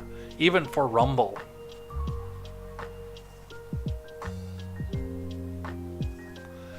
Let's talk about UPS. We got a little time left here because I got started late. And I got out of work on time. It was a bit of a stressful day and I needed a little bit of a break before I got started organizing, and we still had a lot. But let's read here from ABC News. Actually, we're going to listen to this one, a 2-minute clip from them, because this is a non-written article. But from ABC News, contract negotiations between UPS and Teamsters union stall. So let's throw some volume at this and let's have a listen. The potential effects of a walkout by UPS workers in what would be the largest single employer strike in U.S. history, especially hard hit, would be small businesses. And ABC's Jay O'Brien is in Washington with more on what it means for them. Jay, good morning. Whit, good morning. Union delivery drivers are key to UPS and to UPS stores like this one behind me. And with each passing day and no deal, small business owners who rely on UPS say they're getting uneasy. This morning, with contract negotiations stalled between shipping giant UPS and the Teamsters Union, fears a potential strike could hit small businesses hard. We ship a lot. Maggie Kalpin, owner of gourmet gift basket store Nibbles and Bits, says a strike would throw the thousands of packages she ships through her local UPS store into upheaval. I'm nervous. A lot of the time we're locked in for free shipping because we order in such bulk. That might stop now. A 10-day UPS strike could be the costliest in U.S. history, totaling an estimated $7 billion, according to a research firm that studies labor disputes. Who are we? Teamsters, which represent roughly 350,000 UPS workers, already marching in what are called practice picket lines. Last month, union workers voted overwhelmingly to authorize a strike starting August 1st if there's no agreement. Teamsters' demands include better pay, an increase in full-time jobs, and for the company to address health and safety concerns, including the sweltering heat inside delivery vehicles. The union accusing UPS of walking away from the bargaining table. We work long hours, we work strenuous hours out in the crazy heat, the cold, all conditions. We made the company a lot of money over the last 5 years. So I would just ask them to come to the table. But in a statement to ABC News, UPS says they've already made historic proposals and blamed the union for refusing to negotiate. adding, "We have not walked away, and the union has a responsibility to remain at the table." Margaret Barrow, owner of New York City-based snack maker It's Nola, now racing to find other delivery options if a UPS union deal falls through. It's going to significantly impact how much money I'm going to have to spend in looking for alternative shipping prices. I've already started looking at that, and it doesn't look very good. UPS added it still expects a deal can be reached by that July 31st deadline, but the company is also training non-union employees to step in if there is a strike. A Teamsters spokesperson telling me that is a, quote, insult. Whit. All right, something to watch closely. Jay O'Brien. So, and with what's going on with that too, like, I know that they're trying to bring out the fear porn to make sure that the Teamsters do the right thing. And this is going, I'm not saying this by trying to diminish what this is going to do to commerce around this country. This is absolutely going to destroy our supply line if this goes through. I'm not even attempting to diminish that. But what I am saying is that, number one, if all of your eggs were in one basket, that's a little bit on you. Like where I work, we have 3 separate shippers that we depend on, and only one of which we ever really use. We have a regional company around here called Speedy that is a lifesaver. But they don't go to every state. I think they go as far as the Dakotas west down into... I think they go down to Kentucky to the south. And only out to Ohio, which doesn't actually exist in the east. So it is a regional carrier.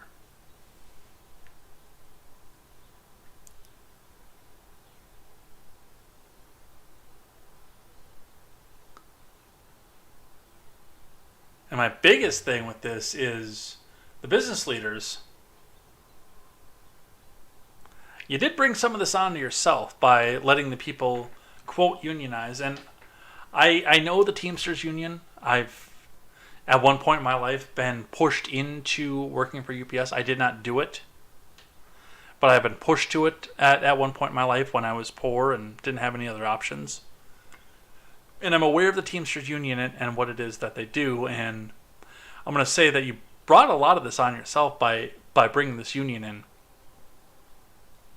Because these people do think that they're entitled to something that you couldn't come back and negotiate individually per worker based on their performance.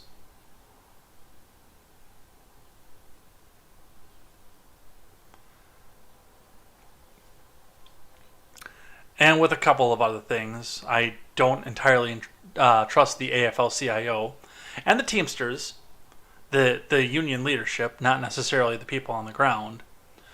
I don't trust them to not bring this back out at the last second and say, hey, just get yourselves back to work. We're not going to authorize your strike. And if you don't go back to work, you'll be fired. We'll get you that extra quarter raise, and that's going to be it.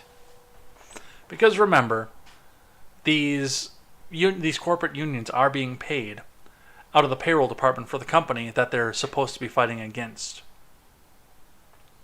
I also mentioned on Friday when we talked about this, Biden coming in and busting this up, which is, by the way, a real possibility. We've already seen him do that, actually, with the rail union strike earlier on this year. Except it looks like the Teamsters have already taken that into account. From Fox Business, Teamsters leader tells Biden to butt out of labor talks, with UPS as strike looms. So it kind of sounds like they're not having any of this.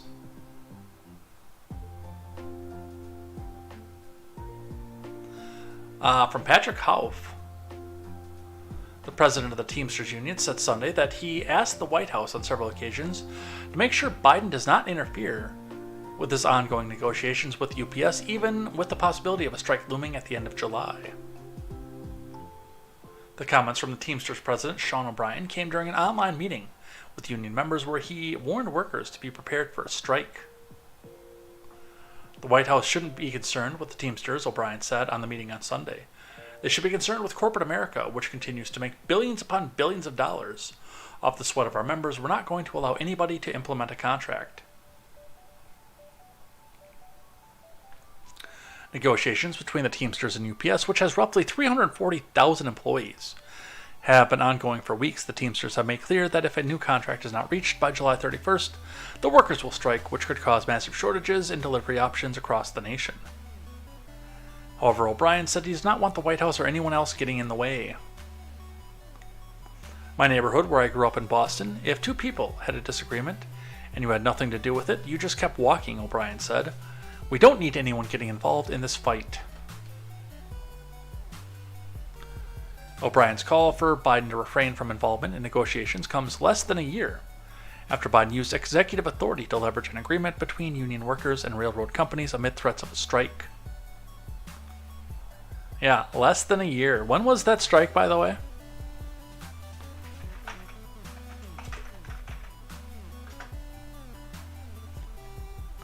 Looks like there might be one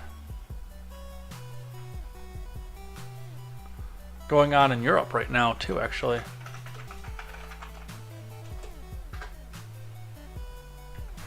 December 2nd. And that, by the way, is going to be a big difference between the two of these as well when we go back and look back in history on this. On December 2nd, which was right after I moved here, by the way, Joe Biden, in his infinite gooey Joe Biden-y wisdom, convinced Congress to start writing laws that would make it illegal for the railroad to strike, because it would be devastating and pretty much shut down our supply lines. You know, pro-union Biden doesn't allow the rail union to strike. And then, of course, he went in and busted it up. Now, there are limits to what he can do by executive authority and executive fiat, obviously. But the interesting part of it is he cannot compel the Republican Party. He might be able to compel McCarthy, but he can't compel the Republican Party to go pass a law that makes it illegal to strike in this case. So I'm kind of curious to see where this goes and what happens next. I really am. We'll see what happens with that and where that goes. What are we looking at for time? We got a little bit of time left. It's a little live chat night tonight, so we won't have to spend a full 15 minutes going through it, I don't think, but we'll do a little bit more. Speaking of live chat, let's get that back up here on all the platforms.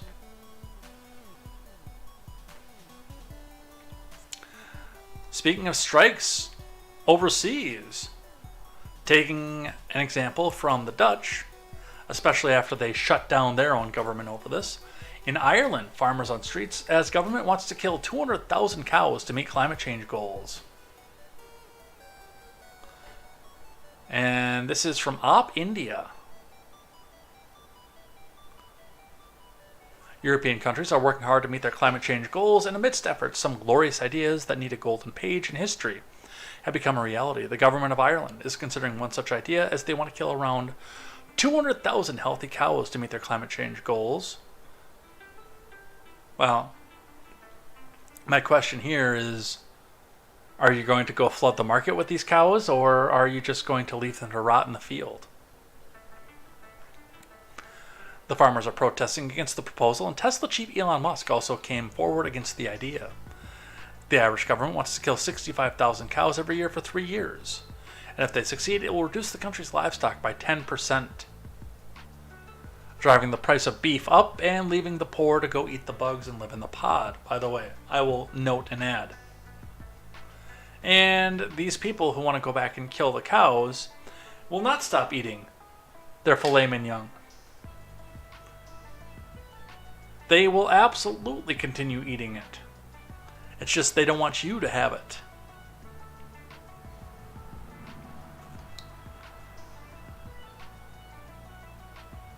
Just in from Wall Street Silver, farmers in Ireland are protesting against the government's plan to slaughter 200,000 dairy cows to reduce greenhouse gas emissions. 55,000 direct and indirect jobs are threatened. Why do governments push these crazy plans to reduce the food supply? Well, you know why.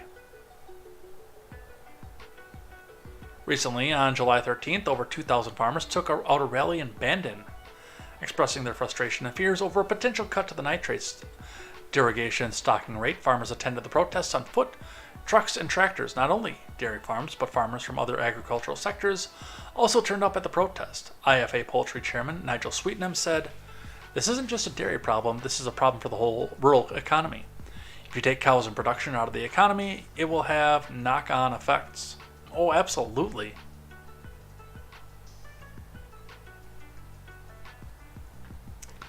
Conor O'Leary, the chair of Cork's Central Irish Farmers Association, said, "There are so many farmers that would be affected by this. We have done everything that's been asked of us for 15 years. Hold on. We got to read that differently. Oi! There are so many farmers that will be affected by this, eh? We've done nothing that's been asked of us for 15 years. We're saying that better measures can be undertaken." That is the worst Irish accent I have ever tried to pull off. "And we're saying that better measures can be undertaken. For a typical farmer, it would mean approximately a little more than 10% of a reduction in cow numbers."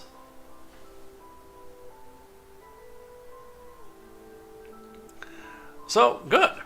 Honestly, if you don't like what your government is doing, protest them. Shut down their supply lines. I would not be surprised to find out, by the way, that this is what UPS is doing as well. It's not necessarily the fact that they want this contract so badly, it's that the union is so disenamored and what's the other word I'm looking for? Disenchanted with what the Biden admin has done, especially with a rail strike, that they're looking to shut down the supply lines and use a contract negotiation tool to do it. Whereas in Europe, they're just going to park their tractors in the middle of the road and stop traffic and stop commerce.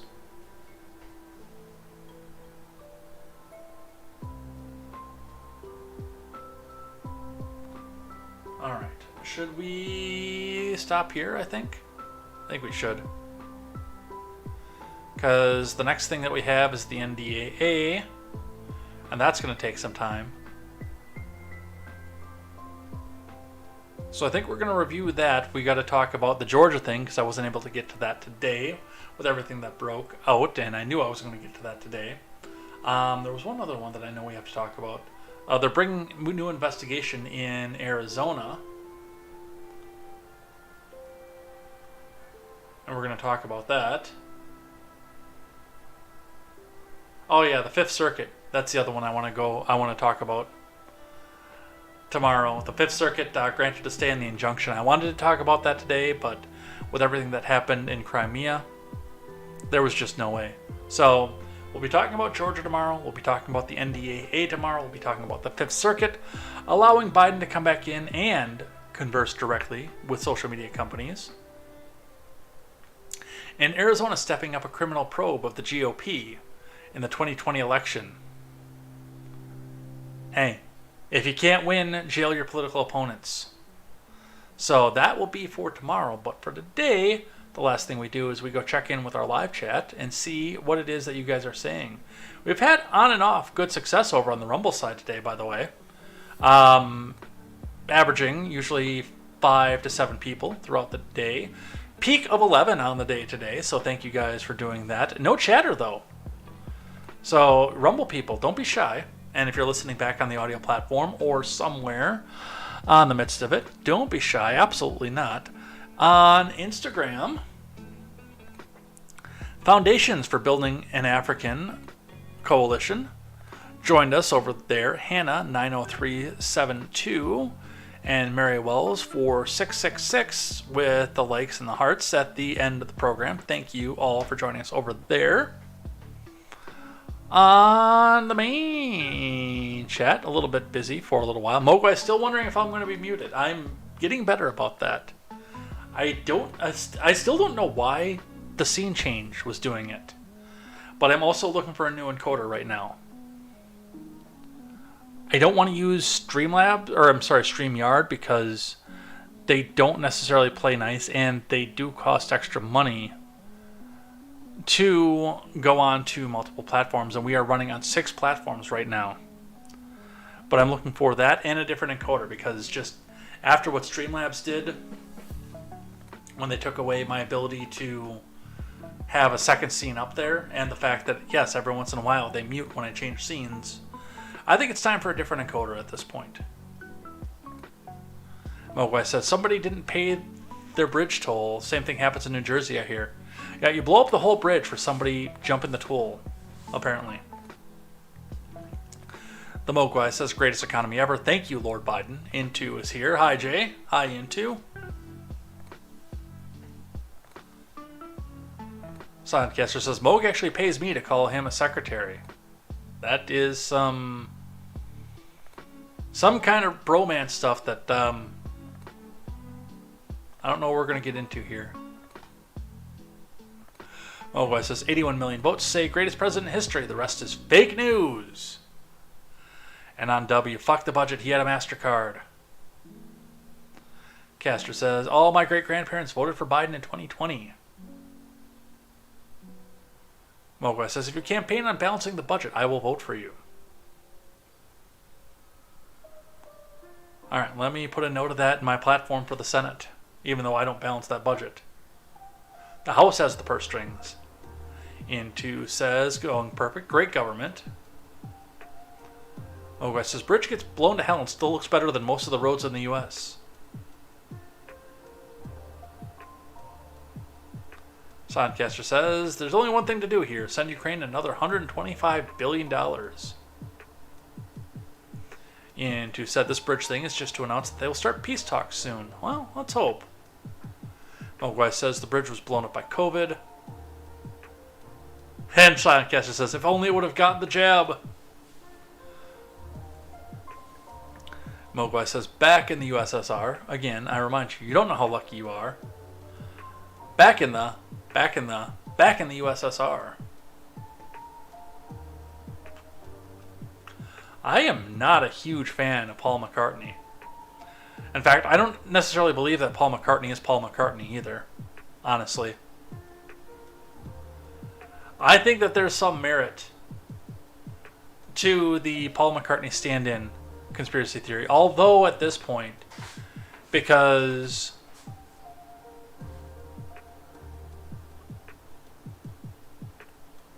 what the hell album was that they did it?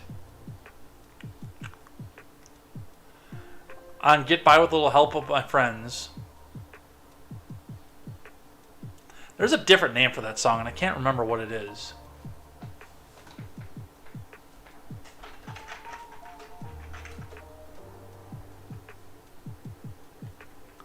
No, I guess it's not.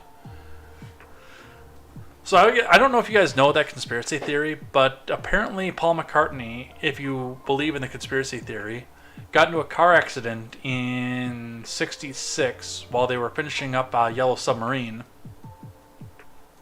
and passed away. But prior to that, shortly prior to that, they had a lookalike contest for the Beatles.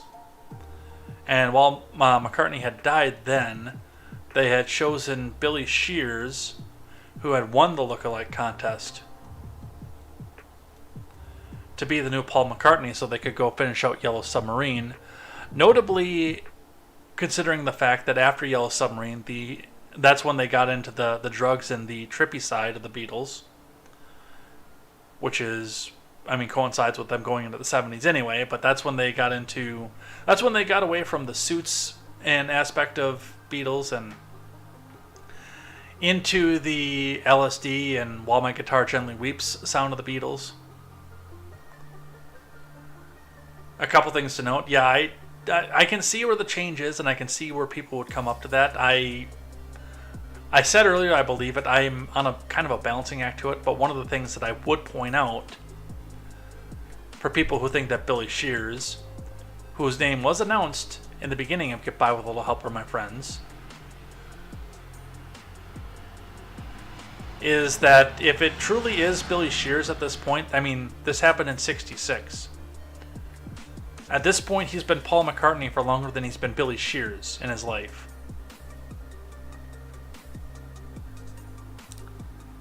Because he's been Paul McCartney now for 47 years. If you put any merit into this conspiracy theory.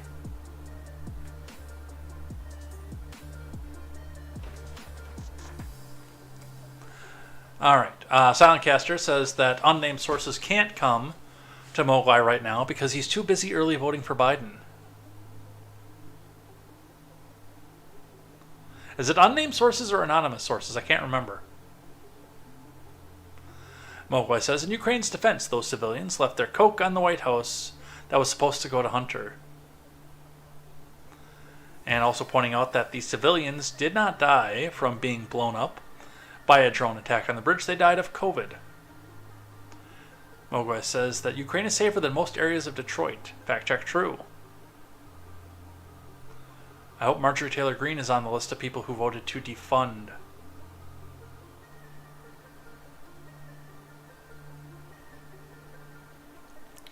Did Evil Dole also rep for Viagra? I think he did. I think I remember those commercials, actually. Because that was just about the time I was getting old enough to know what Viagra was. Don't worry, Marjorie Taylor drew up articles of impeachment against the hate messages. Twitter and Reddit are nothing but hate. Fact check true. I am currently in 2 online arguments on Twitter. Based on the fact that I believe that, yes, citizens, even an 18-year-old, should be able to go in and buy a recreational nuke at his local nuke store.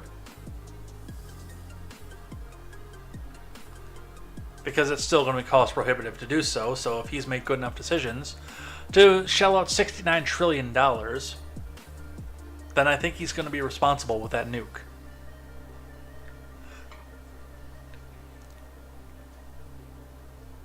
And another one, because I don't think that my friend Britt is in the Trump cult. Yes, they are nothing but hate. In the time you read those hate messages, Biden sniffed 3 kids. That is a new world record. Oh, it says Nibbles on Bits is Biden's White House code name. And then on the UPS strike, Mogwai says DHL, FedEx. Dude, I haven't seen a DHL truck in years. Are they like Speedy, where they're just a regional carrier, like somewhere in the south? I am aware of the company, but it has been literal years since I've seen a DHL truck. FedEx, USPS. Oh, who out there can they use? Speedy is another one. And Into will get final word on the night and say that he is also aware of the Paul McCartney conspiracy. Do you believe it, though, is the question, Into. Do you believe that it actually is a conspiracy theory? Let's give one more check over to the Rumble side. Nope. That's it. We're out of here. We're done.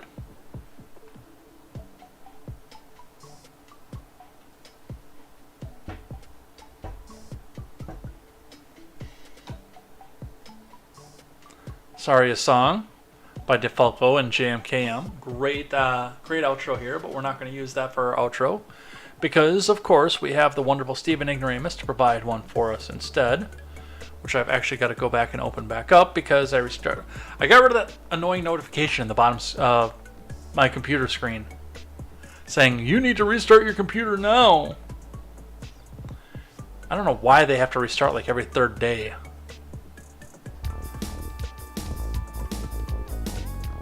My Android updates have been getting that bad too, by the way. Like every 6 days. Oh, here's another update. And it's like a brand new phone. Alright, anyway. We're done. We're out of here. Thanks everybody who had a fantastic evening and chatted with us tonight. We'll be back here on time tomorrow. I'm not going to take that big of a break and run until 6:20. We'll be back here at 6 p.m. tomorrow, Central Time. to talk about Georgia, to talk about the Fifth Circuit, to talk about the NDAA, and a host of other things, plus whatever happens in the next 22 hours. So definitely looking forward to seeing what you guys come up with and what we do, and we'll be more interspersed with the live chat throughout the show tomorrow, so feel free to come in and join us. Otherwise, again, if you're just catching up now, go back and check on Rumble for the replay, on YouTube for the replay, or in just a couple hours we will have an audio version up on Spotify, so you can go check us out over there, and definitely look forward to that. And we will see you here tomorrow for more news, more headlines, more contemporary. If you are on Twitch, stick around for the raid, and we will see you then. And until tomorrow, for the raid, and we'll see you then. That's me. That's my voice. And until tomorrow, I am Jay Edgar, and this is Contemporary. Take care.